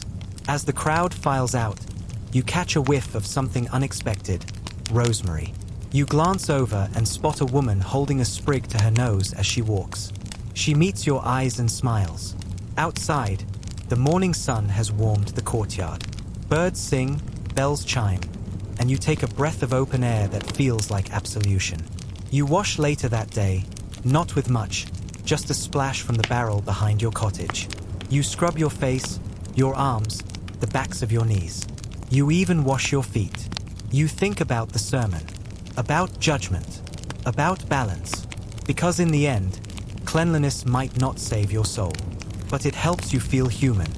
The basin is warm, not hot, not steaming, just warm enough to coax a sigh from your lips as you lower your hands into it. The water smells faintly of lemon balm and wood smoke. You close your eyes for a moment and relish the feeling. You shouldn't be doing this. It's midday, the sun is high, and the fieldwork is only half done. But your feet hurt, your joints creak, and you've heard it before. Too much bathing draws illness through the skin. It's not just gossip. It's medical advice. At least was. In the Middle Ages, the idea that bathing, especially hot bathing, could make you sick was not a fringe belief. It was widely accepted, written down in medical tracts, taught by university-trained doctors with long robes and short tempers. They didn't say it with cruelty, but with genuine concern. Warm water opened the pores, they argued, and through those open pores, harmful vapors, miasmas, could enter the body. Bad air, bad humors, invisible corruption. This was the logic of the age. You've heard it yourself from the village leech who muttered as he applied a poultice to your uncle's rash. Keep him dry for 3 days. No washing. The skin must be closed. Another time, you saw a noblewoman refuse a bath after her miscarriage. She believed the heat would steal what little strength she had left. And yet, here you are, rinsing your face with a damp cloth, wiping the dust from your arms, watching the water darken slightly as it lifts the grime from your skin. You aren't bathing in a tub or public bathhouse today, just performing a quiet ablution in a shaded corner of the garden, where no one is likely to scold you for loving comfort more than caution. You think of the plague years when public bathhouses were shuttered. People feared steam like it was death itself. Even those who once swore by soap and scrubbing began to let their hair grow oily and their feet go crusted with soil. The cleaner you are, one physician warned, the sooner you'll be struck. People listened. Historians still argue whether the drop in bathing after the 14th century was a direct response to plague or part of a wider shift in medical and religious thinking. Some say it was fear. Others say it was modesty. But whatever the cause, the bathhouses that once bustled with laughter and lavender oil fell silent. In some towns, they were torn down. In others, converted to shops or granaries. One healer you met, an old woman with breath like pepper and hands like twigs, still bathes in secret. She claims water doesn't make you sick, just honest. It shows you what you really are, she told you once, pouring rainwater over her scalp. And most folk don't like that. There is a tension in your world between what feels good and what is considered wise, between warmth and fear. You know someone who won't bathe between Michaelmas and Candlemas. He says winter bathing steals years. His mother died of the chill, he insists, after bathing in a barrel on a windy day. But you've also seen people go unwashed for weeks and then die just the same. And so you find your own middle way. You wash in parts. Hands, face, feet, the Christian wash, some call it. It's enough to feel human, not enough to invite superstition. You wring out your cloth and set it to dry on a hedge. The water in the basin is cloudy now, with a single dead leaf floating in the center like a ship lost at sea.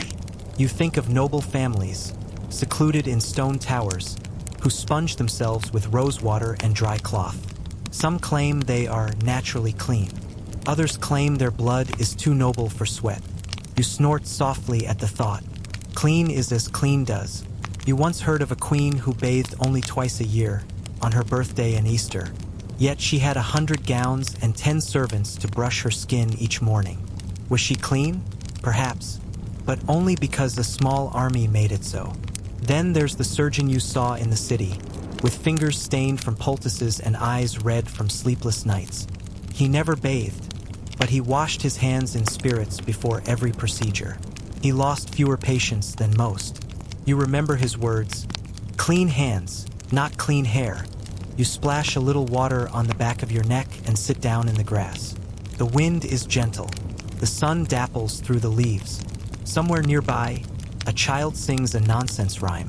And for a moment, everything feels right. You don't care if it makes you sick. This warmth, this water, this breath of comfort. If death is waiting in the steam, it will have to wait a little longer. Because for now, you feel more alive than you have in days. And that, you suspect, is its own kind of medicine. The scent hits you before you even see the doorway. Rosemary, sage, a hint of vinegar, maybe even marjoram if your nose isn't fooling you. It's an unusual cocktail. One that tickles the nostrils in a way that's sharp, herbal, and unmistakably intentional. You glance around the alley. Nothing but crumbling shutters, a few half-dozing chickens, and a low wooden sign swinging above a crooked door.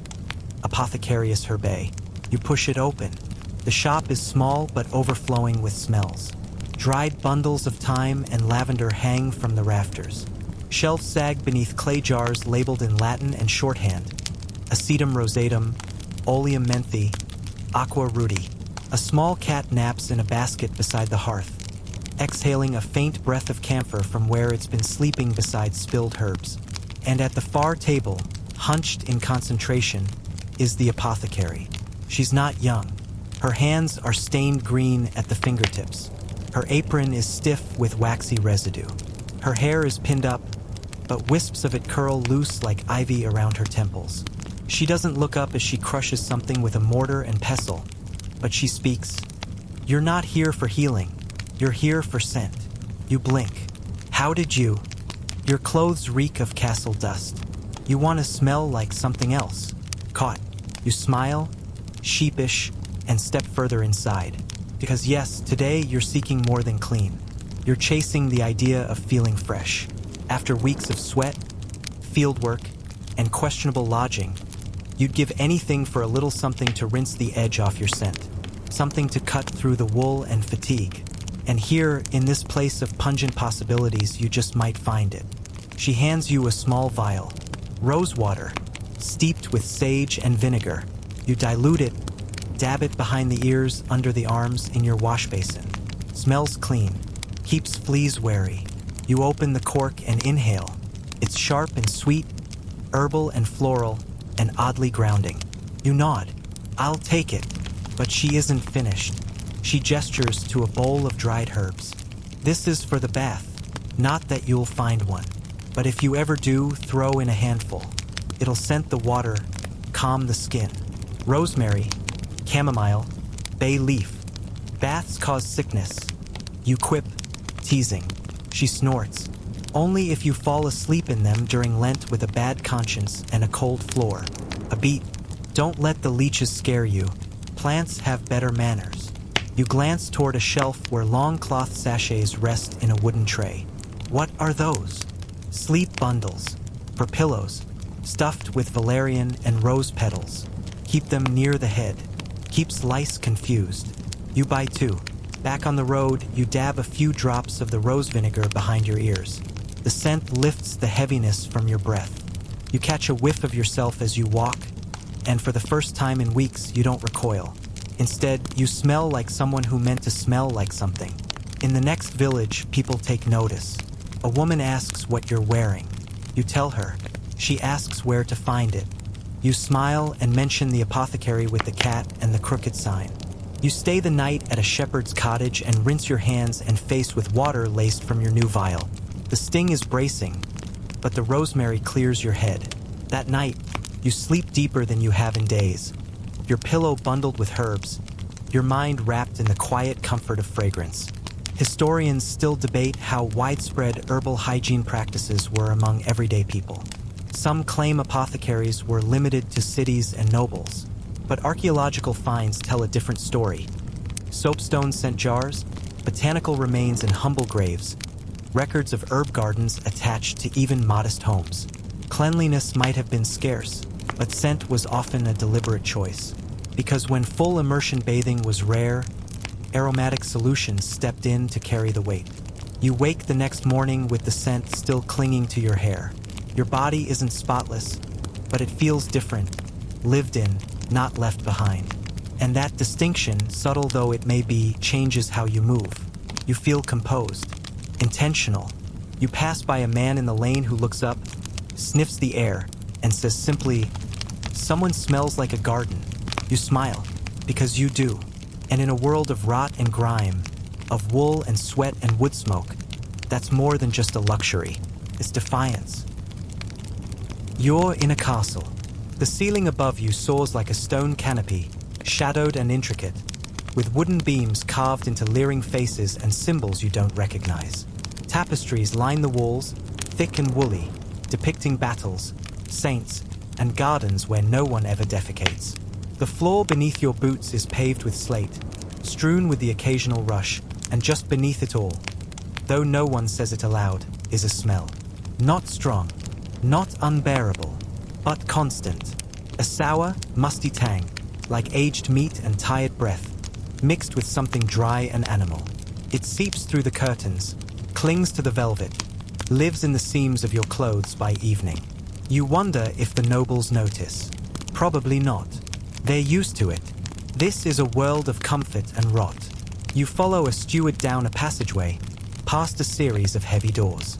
Each one opens into a chamber, bedrooms, libraries, even a private chapel. All of them grand, all of them drafty.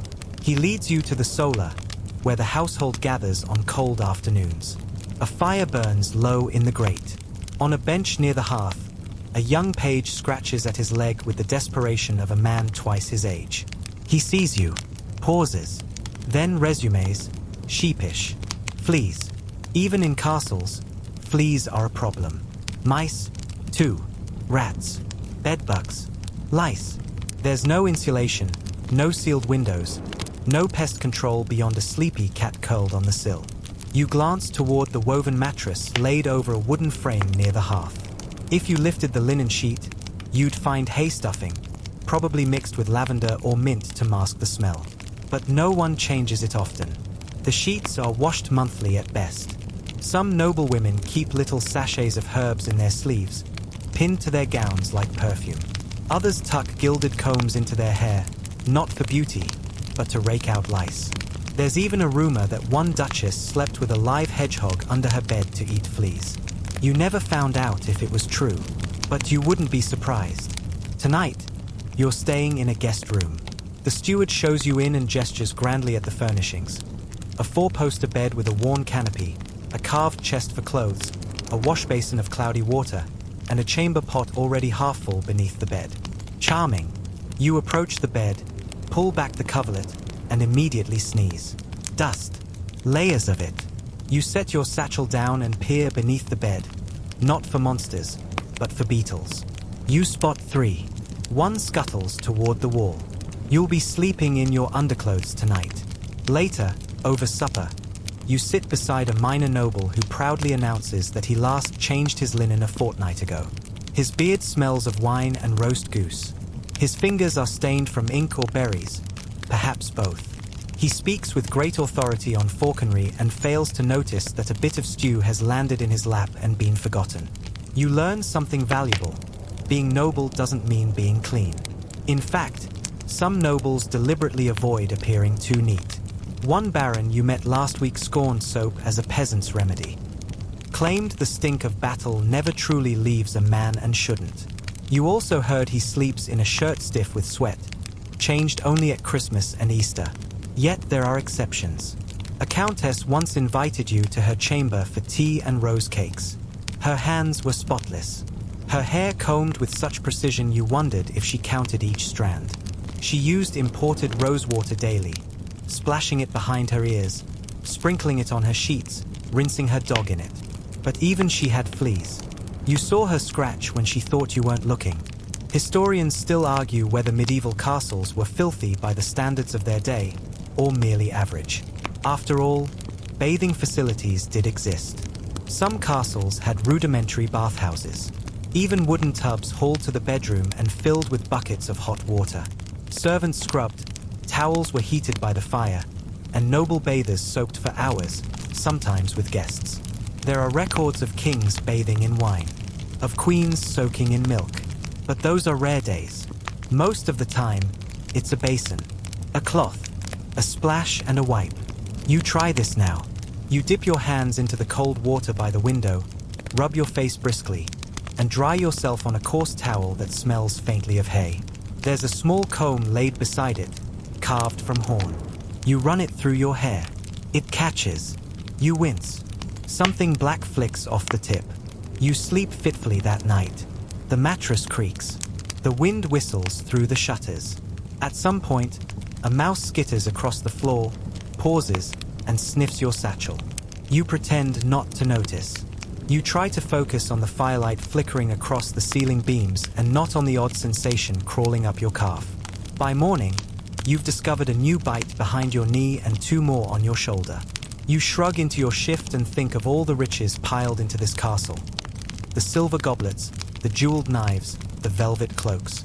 And yet none of them can keep out fleas, or cold drafts, or the staleness of a shared chamber pot.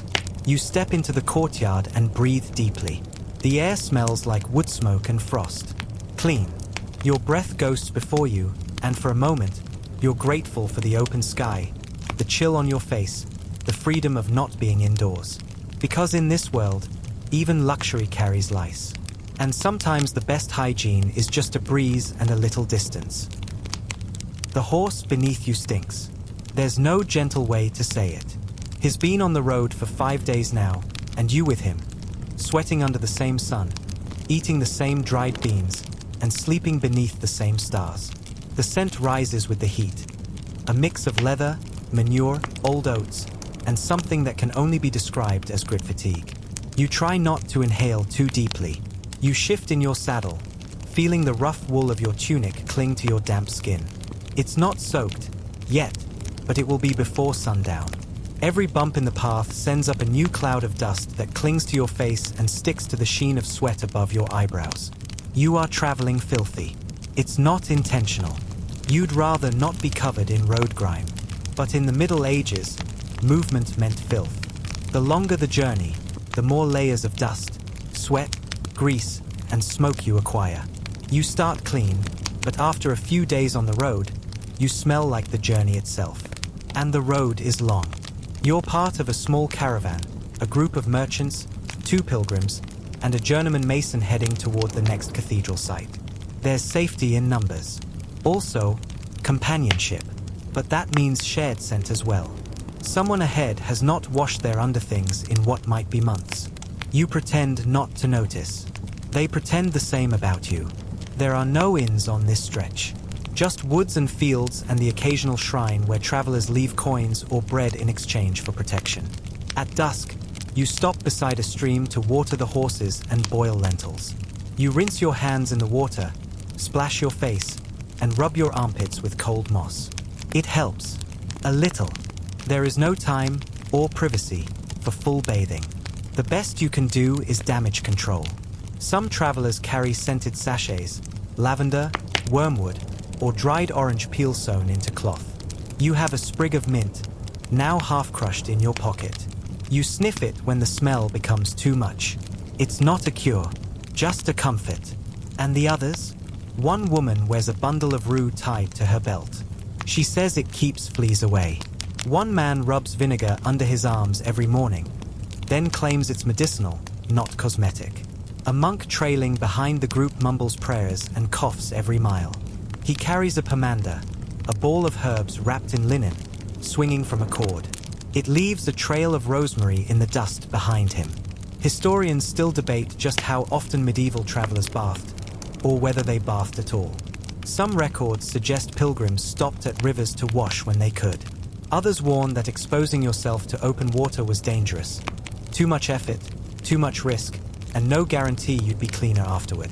Besides, water itself isn't always safe. You pass a stagnant puddle the color of soup, with a cow skull sinking in its middle. You've drunk from better and worse, depending on the village. Still, you long for a bath. Not a cold splash from a stream, but a real bath. With hot water, perhaps even steam, and a moment where you don't smell yourself every time you turn your head. But on the road, comfort is not the point. You travel by foot when your horse tires, boots sucking in the mud. You cross villages that haven't seen outsiders in weeks. Some offer you a bowl of stew and a crust of bread. Others slam their shutters. Once, a child threw a turnip at your head and shouted, "Go wash, plague rat." Charming. When you finally reach a larger town, you pool coins with your companions and rent a shared room above the stables. It's cramped, dark, and damp, but it has a bucket. A bucket. You heat water over a fire and take turns rinsing your hands, arms, face, and feet. The first person gets something approaching clean. The last, usually you, washes in murk. Still, it feels glorious. You wipe your body with a clean linen cloth, then hang your shirt over a beam to dry. The air is still heavy with horse stink, but it's better. You comb your hair. You scrape the mud off your boots. You rinse your mouth with vinegar and spit it into the ashes. For a brief moment, you feel human again. In the morning, you rise to find a chicken sleeping on your cloak and a flea in your sock. You kill the flea, brush off the feathers, and pack up. You're traveling again. This time, the road curves through a forest where wild thyme grows between the roots. The scent catches on the breeze. You smile. It's not you. Not yet. But maybe, by the time you reach the next city, you'll smell like herbs again. Or maybe not. Because this is travel.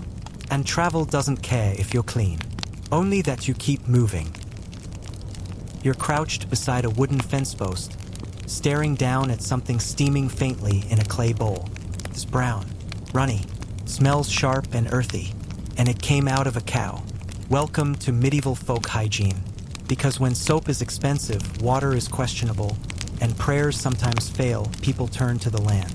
And the land, well, the land offers everything, even if it's been inside a goat.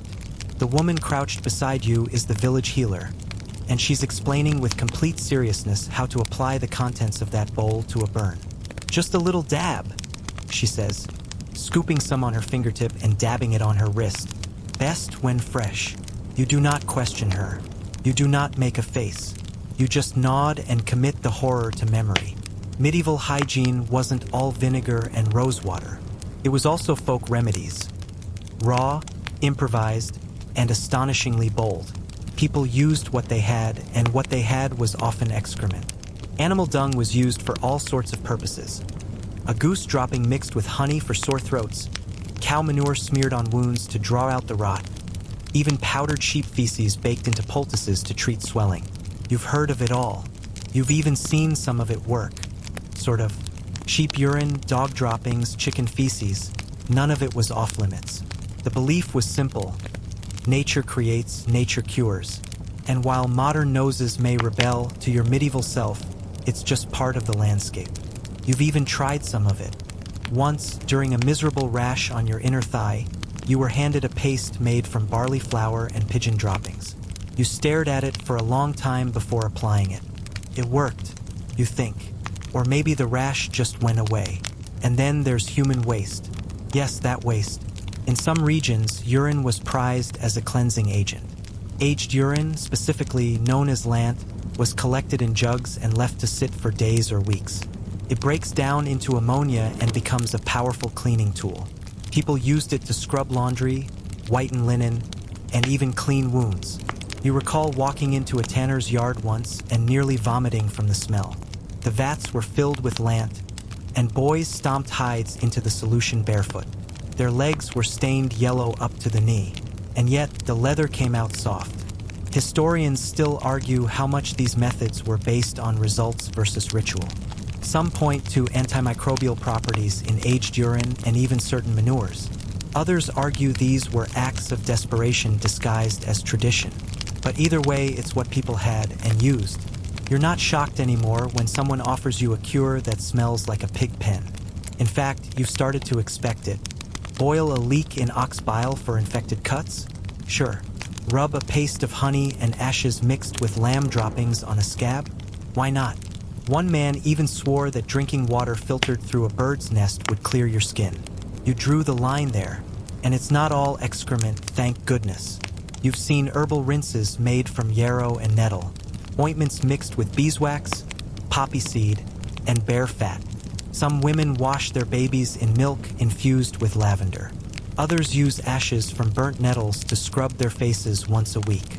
It all depends on the region, the plants, and the prevailing superstition. But dung? Dung is everywhere. The idea isn't just that it cleans, it draws. Healers believe filth has a way of pulling out bad humors.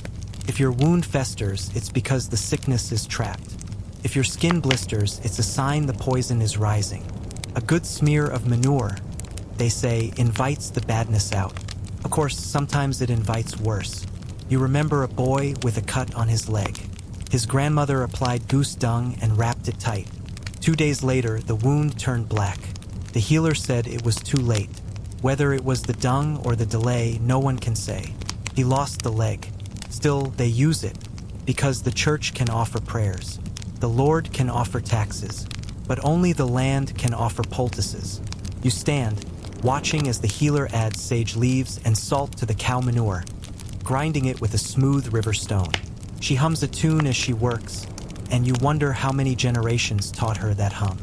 Later that night, you sit by the fire, thinking about all the things you've rubbed, dabbed, swallowed, or endured in the name of keeping clean. Your shift still smells faintly of vinegar and charcoal. Your scalp itches, and you know it's time to comb. But for now, you're content. You've made peace with the filth.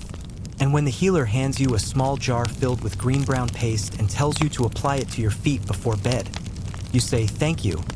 Take it without question, and try not to breathe too deeply, because sometimes hygiene is humbling, and sometimes it's literally bull's tea. Word count, 2,206. Awaiting, continue. You duck beneath a low archway and step into the bathhouse. Not just any bathhouse. This one belongs to a wealthy merchant family, tucked behind their manor courtyard and fed by a private cistern. A luxury few in the city can afford. Tonight, they've opened it to guests, and you, through luck or charm or possibly the right smile at the steward, have been allowed inside. It's not loud. It's quiet, deliberate, almost reverent. Candles flicker along the tiled walls. The air is heavy with steam and scent, lavender, cardamom, something musky and floral that clings to the moisture like perfume in a cathedral. And the water, warm, clear, perfect. You're guided by a servant, barefoot and silent, into a changing alcove where your clothes are folded neatly and placed in a basket. You're handed a thin linen wrap, just long enough to preserve modesty, then ushered forward into the main chamber. This is bathing with the stars. Not literal stars, though someone has pierced tiny holes in the ceiling dome and set glass marbles into them, letting in pinpricks of moonlight. It feels celestial. Someone even whispers that this bath was blessed by a bishop once. Another claims it was modeled after a Roman therme. But it's not just water and walls that set this bathhouse apart. It's timing. You sit near the edge of the main pool and dip your toes in cautiously. Across from you, a noblewoman reclines on a bench, face serene, arms resting along the tile. A servant ladles warm water over her shoulders. A man in scholar's robes mutters something to himself as he adjusts a parchment scroll beside the basin. He glances upward, at the stars overhead, then at the moon's angle. You realize with a small jolt, he's calculating. Here in the upper circles of society, people don't just bathe when they're dirty. They bathe when the stars say it's safe. According to the best medieval medical theory, the body is governed by 4 humors: blood, phlegm, yellow bile, and black bile. These humors shift with temperature, season, diet, and even the phase of the moon. Bathing at the wrong time, during the waning moon, for instance, was said to unbalance the humors and invite disease. You once heard a midwife insist that bathing on a Wednesday during a Mars-dominated hour would make your hair fall out. Another claimed that full moon bathing weakened the liver. Historians still debate whether medieval people truly lived by such calculations or simply invoked them when convenient.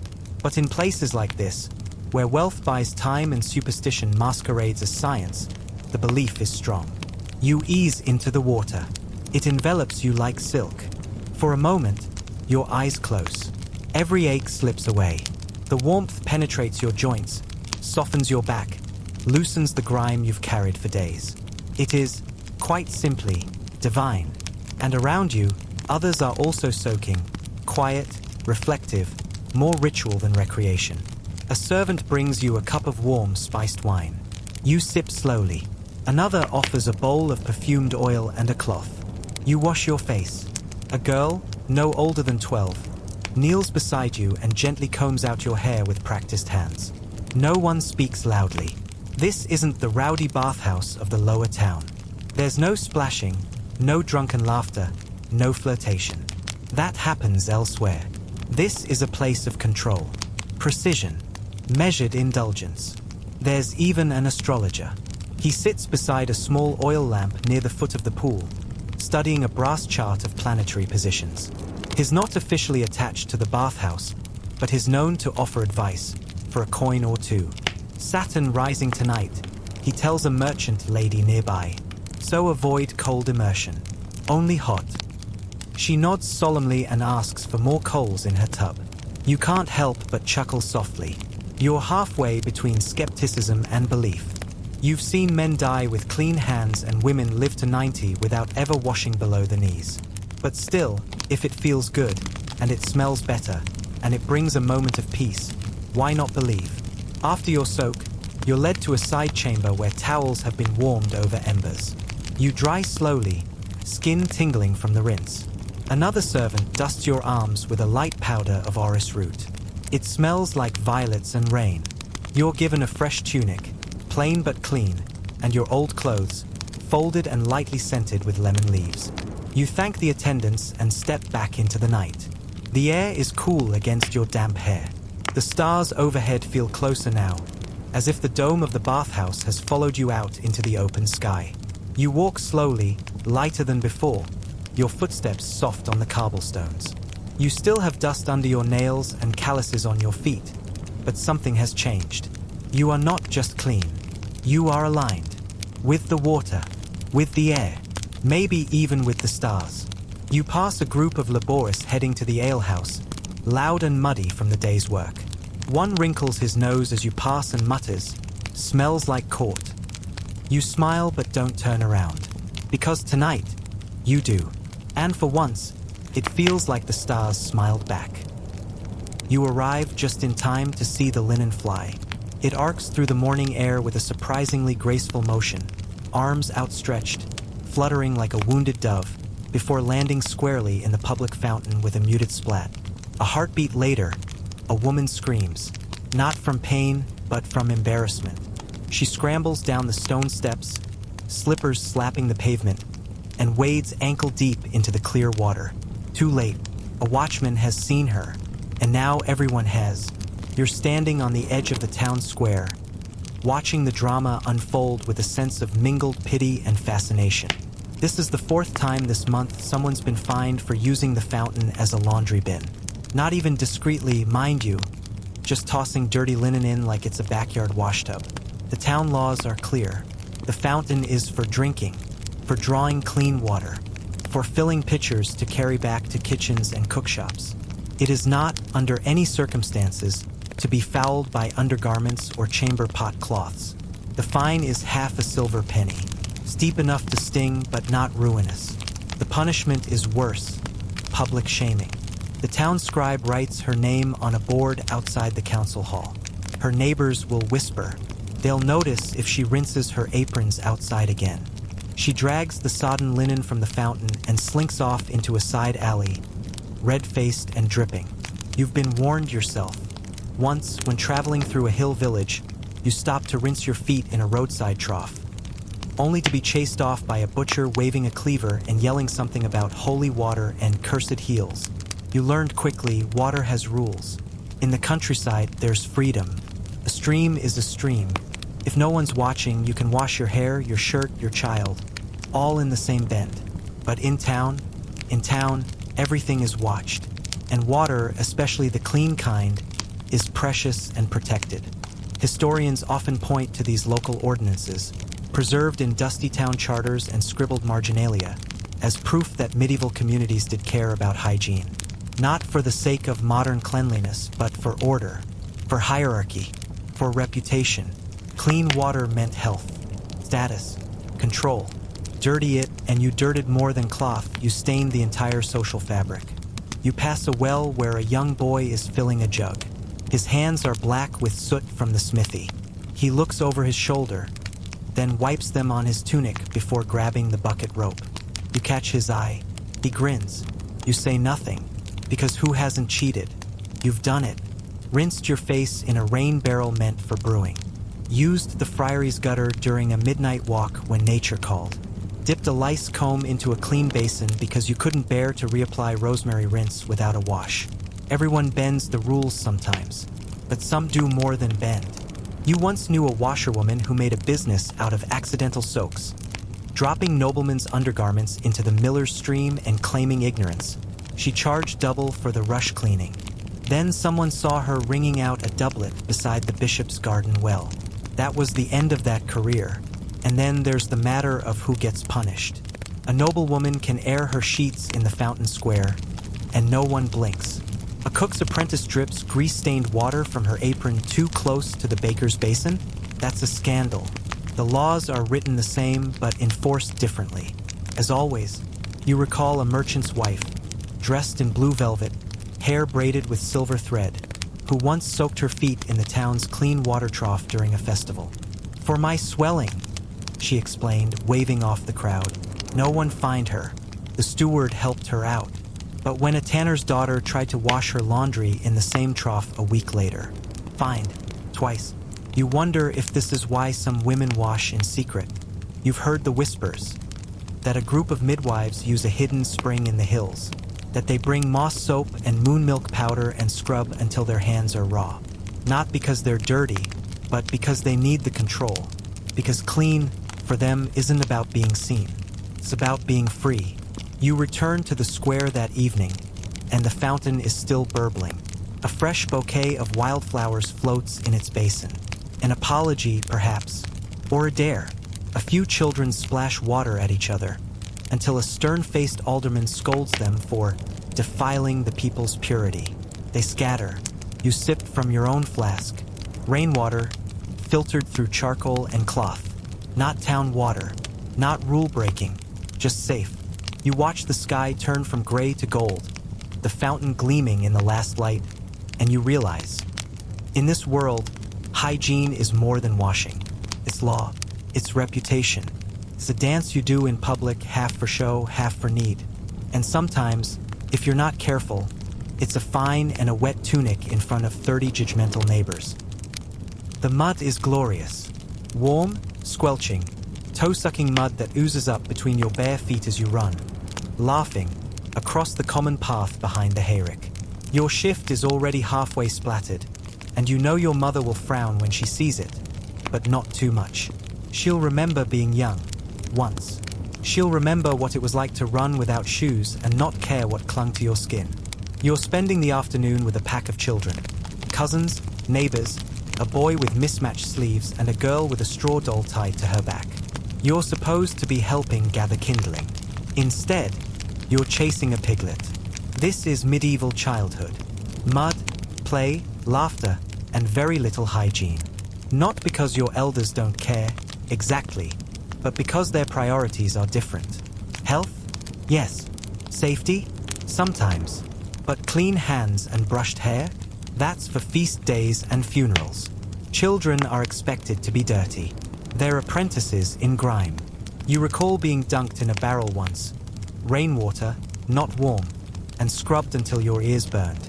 That was the day before your uncle's wedding. The rest of the year? A wipe with a damp cloth. A lick to the thumb. A stern, let me see behind your ears, before market day. Right now, you're wiping your nose on your sleeve and not thinking twice. Later, you gather round the small pond near the woods. Someone dares someone else to jump. Someone does. There's shrieking, splashing, coughing, gasping. Someone gets a leech on their ankle. You pry it off with a stick and make up a story about how it grants magical strength. The smallest children believe you. When the sun dips low, you head back toward the cottages. The smell of stew floats through the lanes. Wood smoke, damp wool, and garlic. A comforting mix. As you pass your mother's threshold, she tuts. Hands. Now. You obey, half smiling. She has a basin ready. Lukewarm water with a splash of vinegar and a sprig of thyme. You scrub your hands. She washes your face with a rough cloth, and you flinch but don't protest. This is routine. After all, she says, no child eats with muck on their chin. You sit down for supper still barefoot, knees crusted with drying mud, hair tangled. Your brother picks something from your hair, a leaf, a bug, and flicks it into the fire. You don't care. Historians sometimes marvel at how healthy medieval children were, despite what looks like total neglect of hygiene. Many were hardy, toughened by the outdoors and constant exposure to the elements. They caught bugs and shrugged them off. Scrapes healed, sometimes with herbal poultices, sometimes with spit and prayers. You remember a time you sliced your palm on a rusty nail. The local healer wrapped it in honey and linen, muttered a chant, and sent you home. It healed. And yes, disease struck. In droves, sometimes. Pox, fever, coughs that rattled like death itself. But it struck everyone. You once watched a lord's son die of the same chill your sister survived. Clean hands didn't always mean safe lungs. Still, some families tried. You've seen households where children are scrubbed weekly, where linen underclothes are changed every few days, where mothers check for lice twice a month, oiling hair with rosemary tincture and raking with fine combs until the children whimper. In your house, you get checked when you start scratching too much. And yes, you've had lice. So has everyone you know. You remember once sharing a bedroll with two cousins and waking up with a trail of bites across your arm. The comb came out that day, heated over the hearth and scraped across your scalp until you saw stars. Clean isn't a state you live in. It's something you pass through. But here's the truth. You're not unhappy. The days are long and full of games. You build forts from branches and bricks, climb trees, wrestle in the mud, and swim in streams. You laugh, you bleed, you fall asleep under the stars. You might stink, but you're free. Even your mother, when she's not watching, smiles at the filth streaking your arms. Children should be covered in dirt, she says once. Means they've been outside, not dying of boredom. You sleep in your shift tonight, curled against the wall, hair still damp from pond water, smelling faintly of time and sweat. The dog curls up at your feet. You scratch absently at a bite near your elbow, then sigh, content. Because this is childhood. Not sanitized, not fragrant, but alive.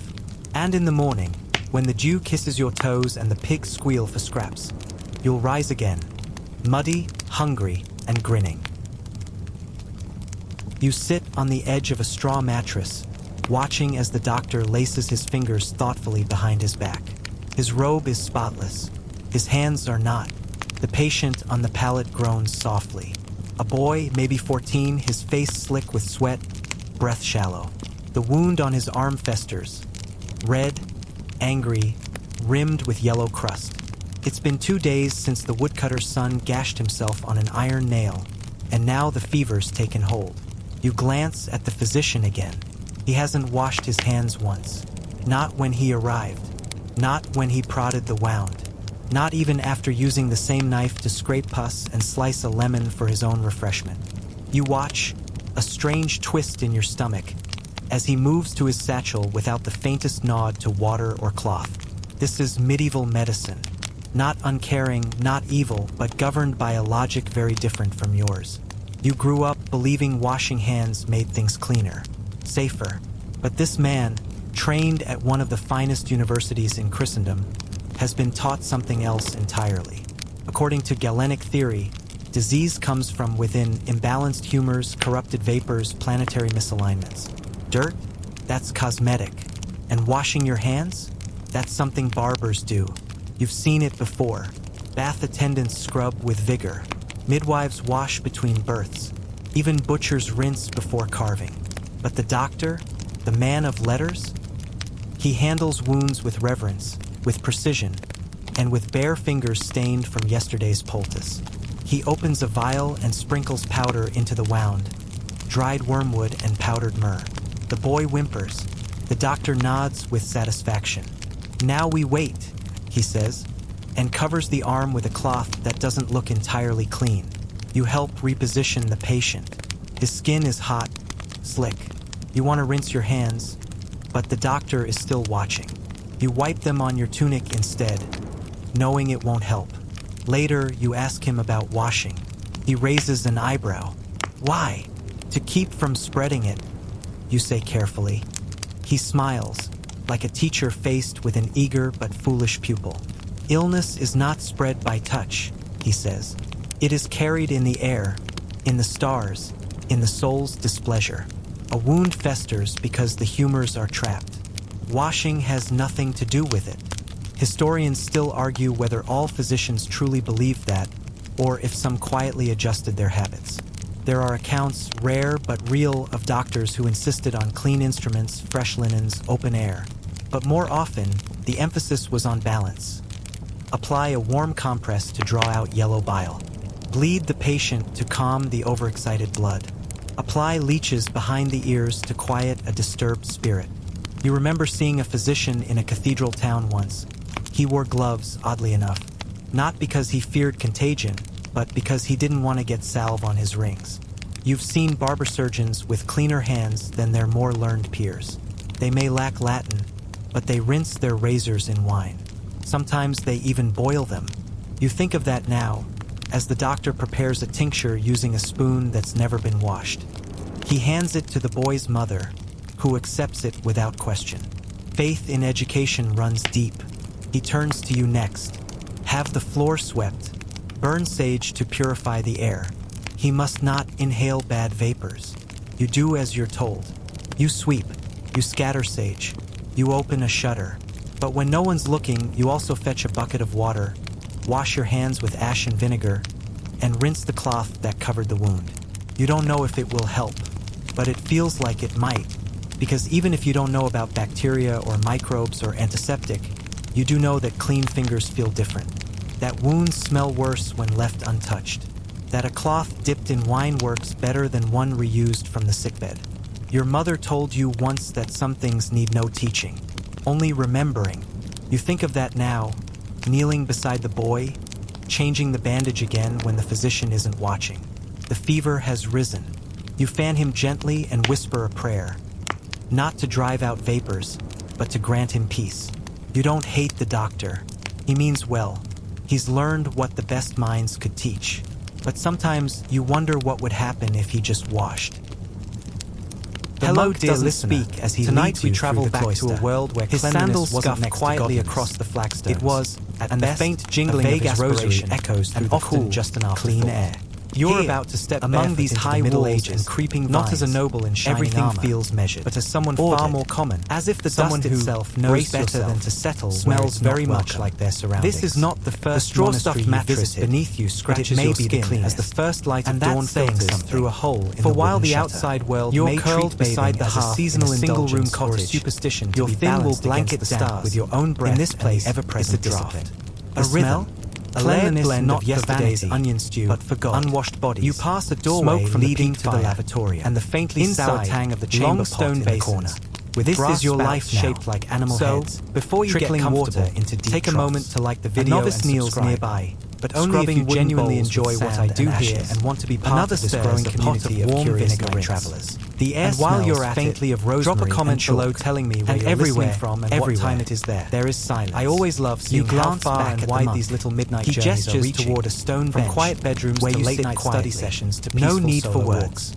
You're here to take a deep breath, to learn, lock your door, because in monastic life, maybe turn on a fan or a bit of white noise, not just washing the body, calming hum in the background, but preparing it and let everything else fade away. Calming let your mind slow down. You've read rules, your shoulders relax, of Saint Benedict, and your heart settle. Others, because we're about to drift together kindness, tonight's quiet, not a luxury. Winding path. Monks bathe regularly, one step, especially when caring for one strange little story at a time. They wash you before meals. Slowly. After your chamber use, one of only 2 garments you own. Texts. Itches it where isn't it flashy. Your skin. They don't send no water or rub their hands with almond oil. No mirror, but they wash either deliberately. Just a wooden ladle, as a virtue, a tin cup. You're invited to join them that evening in the ritual of the water inside is from yesterday's in a side cloister lit by tall wax tapers, murky with ash from the hearth. A basin is placed at single floating beetle, and warm water you scoop them out slowly over your toes by a monk whose eyes never leave the bowl. Shockingly cold. He does not speak. You gasp. He does not your judge. Morning wash. He scrubs gently. Your neighbors might do less. Then pat your feet out dry with a linen towel. The air is crisp. You feel humbled with dew.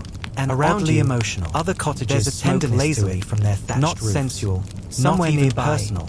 A rooster screams its indignation repeated thousands of times in quiet corners of Christendom. If you're lucky, reminding each you still have one of your wooden sanctities strapped beneath your bare soles. You whisper thanks. Most don't. He bows slightly and moves on to the next. Year-round. Later, toilets. You sit not with the brothers in the refectory. There's the privy. Before the meal, hole over a pit. Everyone lines up at the lavatorium to rinse their hands. But it's full and smells like the devil's breath. No one skips it. Easier to go in the bushes. Even the abbot. Or to use the family night jar. But the water is clean and cool when you feel like it. You mimic the others. And by dump out hand first, I mean you throw it into the alley a moment no one's watching. A cloth splash dry. But you're not some filthy animal. The food has standards. Lentils, this morning, brown bread, for example, a soft cheese. You scrubbed your fingernails on a rough stick and rubbed your armpits. Each utensil washed in vinegar before and after. A little. Even the kitchen boys maintain strict routines. Is more surviving pots with sand.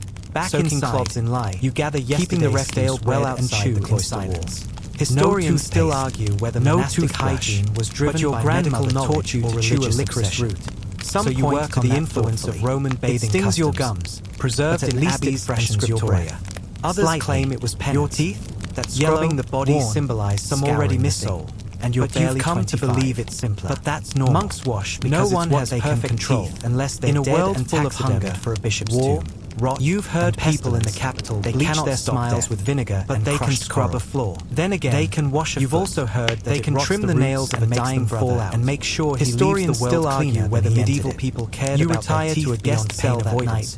Bear of tooth care was mostly about luck and prayer. A folded towel priest told your ceramic bowl of too much washing made a sprig of lavender. You wash your face draw disease into the skin. That it was safer to sweat out impurities faintly with a psalm echoing from the chapel. He bathed you feel clean, not just in skin, and yet presence. Once or twice in this place, usually even before a holy feels like prayer, you make a proper effort. You walk 2 villages over to the river bend, soapwort in hand. That's your special wash. You soak your shift, scrub your body with plant roots, and let the sun dry you, giggling behind the reeds with other villagers. It's not just about cleanliness. It's about being seen, about a fresh start, a ritual. But today is not that day. Today is just another morning in a long string of mornings, and your skin itches where last week's sweat dried into the fabric. You make a note to rinse the shift soon. Maybe tomorrow, maybe the next rain. A louse scurries across your collar. You pinch it between your fingers. Crunch. Your grandmother said there were once great cities in the east where people bathed in marble halls, poured oils across their skin, and scraped off dirt with bronze blades. Romans, she said, magic people who feared filth. They even had hot baths in the middle of winter. Pipes, floors that glowed with heat. Of course, she said, they all died when the empire fell. Probably from too much washing. You smile at the thought. A bath sounds lovely. And dangerous. You get to work, hauling firewood, turning compost, feeding chickens that eye you suspiciously. All of it is sweaty, damp labor. But you know the rules. Sweat is good. Sweat keeps the humors moving. Sweat, your village healer once said, is proof your body's trying. By noon, you smell like boiled cabbage and sheep. And again, this is normal. Still, you're better off than many. In town, the poorer folk live 12 to a room, cough into each other's mouths, and walk ankle-deep through waste in the street. Some say rats live in their rafters. Others say fleas carry death. But no one really understands what death rides on, only that it comes in waves. You've seen travelers arrive from distant regions wearing strange amulets, garlic necklaces, dried frogs, even preserved weasel hearts, all to ward off illness. You've even tried the garlic. But it just made your eyes water and your husband sleep in the shed. Evenings are the same every day. You rinse your hands in vinegar if you're lucky enough to find some. Otherwise, you just scrape off dirt on the lintel stone. You eat with fingers. 3 per person is the rule at formal gatherings. You always wondered what happens if you lose one. At night, you crawl back into your scratchy straw bed. Your skin still itches. The louse you missed earlier has found a friend. You lie in the dark, listening to the creak of your cottage, the hoot of a distant owl, and the soft sigh of your own breath. Was the Middle Ages truly filthy? Maybe.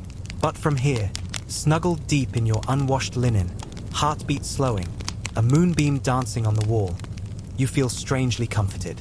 You smell like your world. And your world, for all its rot, is warm, familiar, alive.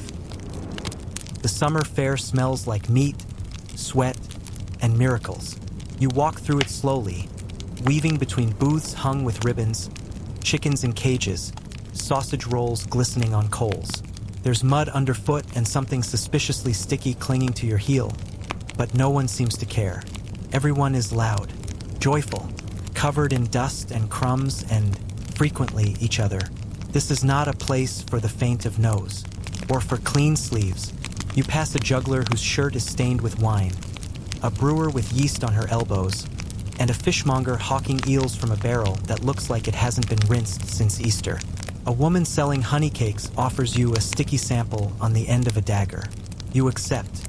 It's delicious, but you're also painfully aware that no one's washed their hands. No one's washed anything.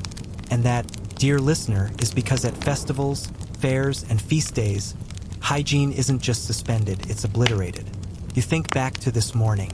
You did your best. You scrubbed your face with vinegar and lavender, scraped dirt from beneath your nails, even changed into your least wrinkled tunic. You started the day hopeful, clean. But now, you've been sneezed on by a goat. You've been bumped into by a minstrel wearing a coat that smelled of pickled cabbage. You've watched a child dip both fists into the communal stew pot. You are no longer hopeful. You are resigned. Fairs are many things. Economic hubs, social whirlpools, breeding grounds for marriages, gossip, and, unfortunately, plague. But hygienic? Never. They are too loud for worry, too crowded for space, too delicious to turn down. There's a communal washing station, a wooden trough with cloudy water, and a sign painted with a crude hand. You see a few people rinse apples in it. One woman uses it to rinse her baby. A group of boys uses it to splash each other. No one uses it for actual hand washing. Still, some try. You spot a nobleman's steward dabbing his master's brow with a cloth soaked in rosewater. A physician offering blessed vinegar to dab beneath the nose. A monk passing through with a pomander clutched tightly to his face. Historians still puzzle over these fairs. They were vital to medieval life, offering rare opportunities for trade, religious indulgences, and escape. But they were also perfect vectors for disease. People gathered from dozens of villages, sharing food, air, sweat, and sometimes worse. You remember one fair that ended in a quarantine. Cough started on day 3. By day 6, the priory bell rang without stopping. But even so, people come back, year after year, because fairs offer something that soap never can: connection. And connection, it turns out, is messy. You stop by a booth selling perfumed gloves. A young woman lets you try one on suede, dusted with crushed cloves and orange peel. It smells divine. She tells you it's to ward off city stinks. You're tempted to believe her. You wander past a man who claims to sell soap from the east, a marbled block smelling of musk and salt. He lets you sniff it, then charges 2 coins for a sliver the size of your thumb. You buy it anyway, because by this point, you're collecting smells as much as memories. Before the sun sets, you find a quiet spot near a fountain where a few women are washing their arms. Not just rinsing, scrubbing. One has brought lye soap wrapped in linen. Another passes around a comb. You join them. No words, just nods. The water is cold. The soap stings. But you wash, because even at a festival where everyone smells like spit-roasted lamb and spoiled ale, you crave that moment of reset. That tiny, stubborn rebellion against the filth. You towel off on your tunic hem and step back into the noise, clean again. Briefly, you pass a man in line for sausages who sniffs and turns away slightly. You grin, because today, just for a moment, you are not the source of the smell. And that's a festival miracle in itself. You grip the handle of the wooden bucket and wince as it scrapes the well's lip. The rope creaks, the pulley groans, and the water, when it finally splashes into the bottom, is cold, hard-earned, and far heavier than you'd hoped. Laundry day has begun. You haul the bucket to the washing yard behind the house, where your linen pile waits like a mountain of guilt. Smocks, shifts, bed coverings, sopping rags used to wipe hands, faces, and unmentionables. Some are stained with wine, others with worse. You don't look too closely. This is medieval cleanliness at its most physical. There is no laundry soap, at least, not the kind you'd know. What you have is a rough mixture of wood ash and stale urine. You stir it in a separate basin with a stick until it bubbles faintly. The smell could stun a horse. You blink hard and push on. It's called lye, and it works. Mostly. Your grandmother taught you the method. Collect ashes from the hearth, pour water through them, then add lant, the aged urine you save in a covered pot by the privy. Let it steep. Stir often. Pray it doesn't splash. Dip cloth. Scrub. Rinse. And then scrub again. The process is brutal. You kneel on the cold stones and beat the linen against a washing board or flat plank. Some prefer to stamp on it barefoot in tubs, but you've done that in winter, and your toes still haven't forgiven you. You've heard that in France they sometimes use soap made from animal fat and ash, boiled with herbs and shaped into hard cakes. You've even seen one once, greenish, scented faintly of mint. A rare luxury. Most people around here rely on you, and the bucket. And then there's the drying. You stretch each wrung-out sheet over bushes or wooden poles, careful not to let them touch the ground. If a goose waddles through, or the neighbor's child wipes their nose on your newly washed tunic, you sigh. Loudly. Then you start again. It's thankless, exhausting, and absolutely vital. Because despite the muck, medieval people care about their clothes. Not always in the modern sense of daily fresh garments, but in the deeper sense of dignity, ritual, and social expectation. A clean smock for church, a fresh coif for a birth, a properly laundered shift when you're in mourning. These things matter. Historians note that while baths were infrequent, laundering was surprisingly regular. A few times a month, even weekly for the better off. Monasteries ran huge laundry operations with scheduled turns. Some towns even had bylaws dictating where laundry could be dried. But it's also personal. You think of your mother scrubbing until her knuckles bled before feast days. You think of your brother picking out stains from his surcoat with boiled onions before courting a merchant's daughter. You think of yourself now, elbow deep in murky rinse water, muttering curses at a grass stain shaped like a duck. Some days you wonder if the stains have a sense of humor. There's an art to it, though. You've learned which herbs help. Sage for freshness, thyme for scent, pennyroyal to keep pests away. A final rinse with rainwater helps prevent stiffness. A whip of fresh air and sunshine does the rest. Of course, it's easier in summer. In winter, you dry garments indoors, hung above the hearth until they steam and stiffen. The smell of old wool and lye hangs in the air for days. Your skin dries and cracks from the cold water and harsh ash. But still, you do it. Because if you don't, no one else will. You pause mid-scrub, stretching your sore back. The sun is high now. A neighbor calls a greeting from across the yard, arms full of her own laundry. You smile, offer a commiserating eye roll, then return to your task. By midday, your arms ache, your fingers are pruned, and you smell like vinegar and sweat. But the linen flaps cleanly in the breeze. The wind carries hints of rosemary. For a moment, the world smells fresh. You rest on a stool, hands in your lap, watching the sun filter through bleached fabric like light through stained glass. You may not be spotless, but your laundry is. And in this world, that counts for more than you'd think. You kneel in the corner of a narrow church aisle, hands folded, trying to ignore the itching. It started during the second reading, an insistent prickling just below your left shoulder blade. Now it's crawling down your spine, invisible but relentless, like something is burrowing under your skin. You shift subtly, scratch without moving your hands. Nothing helps. You are not alone. All around you, a quiet fidgeting ripples through the pews. Priest coughs. A woman lifts her wimple and dabs her temple. A boy scratches at his knee so vigorously his mother smacks his hand. Because here, in this sacred space, you are expected to be still and also somehow immune to lice. The great contradiction of medieval hygiene. Everyone has them. You do. The merchant does. The abbot, probably. Maybe even the king, under all that ermine and embroidered linen. Lice, fleas, and mites are part of daily life. Tiny invaders living in seams, folds, collars, cuffs, even books. Yes, books. You once saw a scribe flick a flea from the margin of a psalter.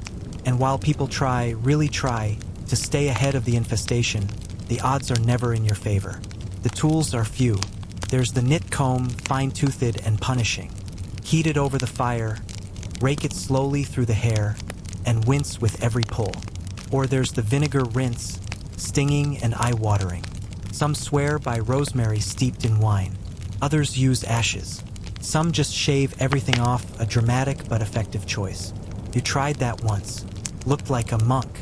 Felt cool for a week. The lice came back. Because the truth is, it's not about filth. It's about proximity. You live close. To people. To animals. To fabric that rarely sees a scalding wash. Everyone shares beds, cloaks, combs. Children pile on top of each other at night. Pilgrims sleep head to toe in barns. Even in noble households, servants share shifts. Parasites thrive. There's a charm trader at the market who sells lice amulets. Tiny leather pouches filled with fennel and blessed salt. He claims they repel vermin. You bought one once. Wore it for a month. Smelled nice. That was all. Historians still argue whether medieval people resigned themselves to lice or fought daily skirmishes against them. Some documents suggest regular combings. Others hint that people simply accepted the itching as background noise, like the cold or hunger or bells. You've done both. You've gone on campaigns against the little beasts, scrubbing your scalp with piss-warmed lye and sitting for hours while a friend picked through your hair like a monkey at a feast. And you've also gone whole weeks pretending the itch was just a trick of the wool. Because some days you just can't fight anymore. It's not only lice. Fleas live in rushes on the floor. You sweep them, replace them with clean ones scented with mint, and a week later they're swarming again. Mites nest in fur cloaks. Bedbugs hide in mattress straw.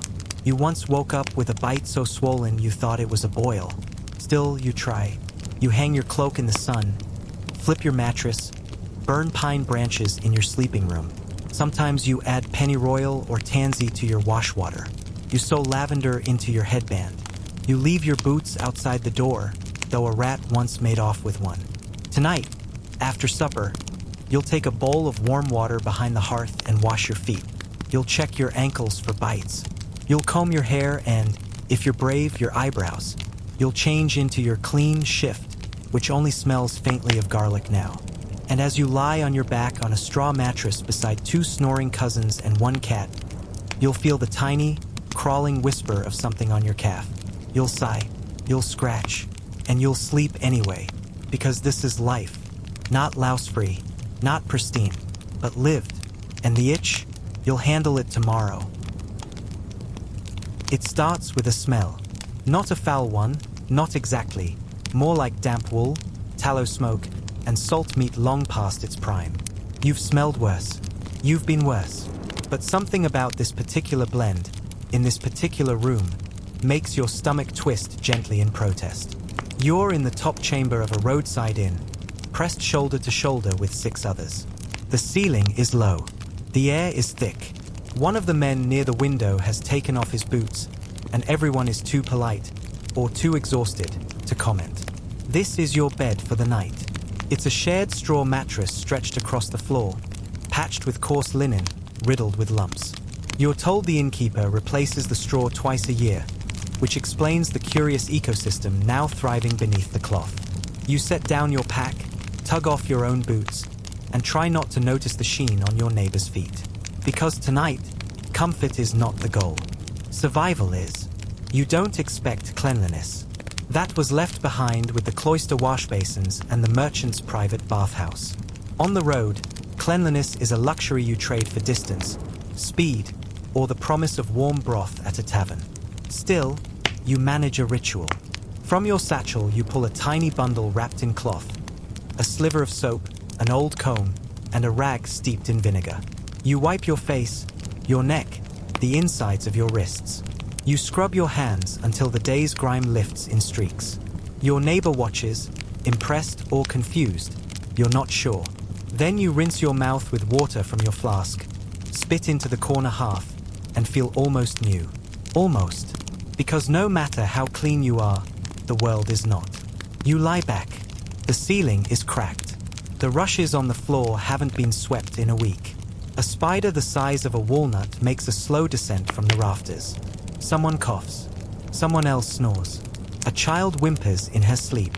You pull your cloak tighter and think of all the ways hygiene depends not just on effort, but on context. The richest people you've met reeked of musk and mold, wearing perfumes over skin that hadn't seen soap in weeks.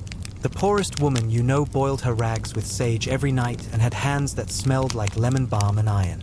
Cleanliness, you've realized, is both a practice and a perception. The church says it's next to godliness. The healer says it's a shield. The blacksmith says it's a waste of water unless your hands are too slippery to hold a hammer. And you think it's an anchor, a way to tell yourself you're still human, even when the mud seeps through your boots, even when your shift sticks to your back, even when your fingernails are lined with soot and you can't tell where the callus ends and the grime begins. You think back to the bathhouse, the monk's quiet hands, the smell of lye-soaked linen hanging in the sun. You think of the vinegar sting, the warm water bowl, the tiny moments that stitched together something like dignity. Because medieval hygiene isn't just about survival. It's about agency. Scrubbing your sleeves, rinsing your feet, combing your hair, not for others, but for you. So tomorrow, when you wake in a tangle of limbs and breathe air shared by 7 unwashed mouths, you'll still rinse your face in the trough outside. You'll still clean your comb with a fingernail. You'll still rewrap your soap like treasure. And maybe, just maybe, you'll remember how far you've come. Not from dirt, but from forgetting what clean feels like. And maybe that's the whole point. Because in a world where life is short, plague is common, and people whisper about bad air and angry stars, washing your hands can be a kind of rebellion. A way to say, I am still here, still human, still worth the water. Now settle yourself. Let the rushes fall away. Let the scent of tallow candles fade, and the scrape of combs and the splash of buckets become soft echoes in the distance. The cold basin, the scratch of wool, even the sting of vinegar, they've all served their part. You've walked the streets and cloisters, the cookshops and bathhouses, the laundry yards and latrines, and you've made it here to the end with your feet sore, your hands pruned, and your spirit, perhaps, just a little cleaner. Breathe in, slowly now. You've seen how the medieval world grappled with filth, with charm, with vinegar, with desperation, and with deep, sometimes tender care. You've seen those who gave up and those who tried again. You've watched the careful rituals of monks, the stubborn scrubbing of mothers, the festival madness and the quiet pride of a washed face before sleep. Let it fade now. Let the itchy shifts and the flea-bitten mattresses dissolve into straw-scented air. Let the soap sliver melt away in your hand. There's no bucket to haul, no lye to mix, no scribe scratching notes beside a basin. Only you, drifting into the hush of sleep, skin rinsed in memory, resting on the edge of history. You've survived the mud, the rules, the smells, the contradictions. You've walked through a world where hygiene was not always science, but always something: hope, ritual, resistance, love. And now you can rest. You're clean enough. The stars are bright above the rafters. The straw is softer than it looks, and the night waits patiently, quiet and wide, for your breath to slow and your dreams to begin. Good night, dear listener. Sleep deep, sleep clean,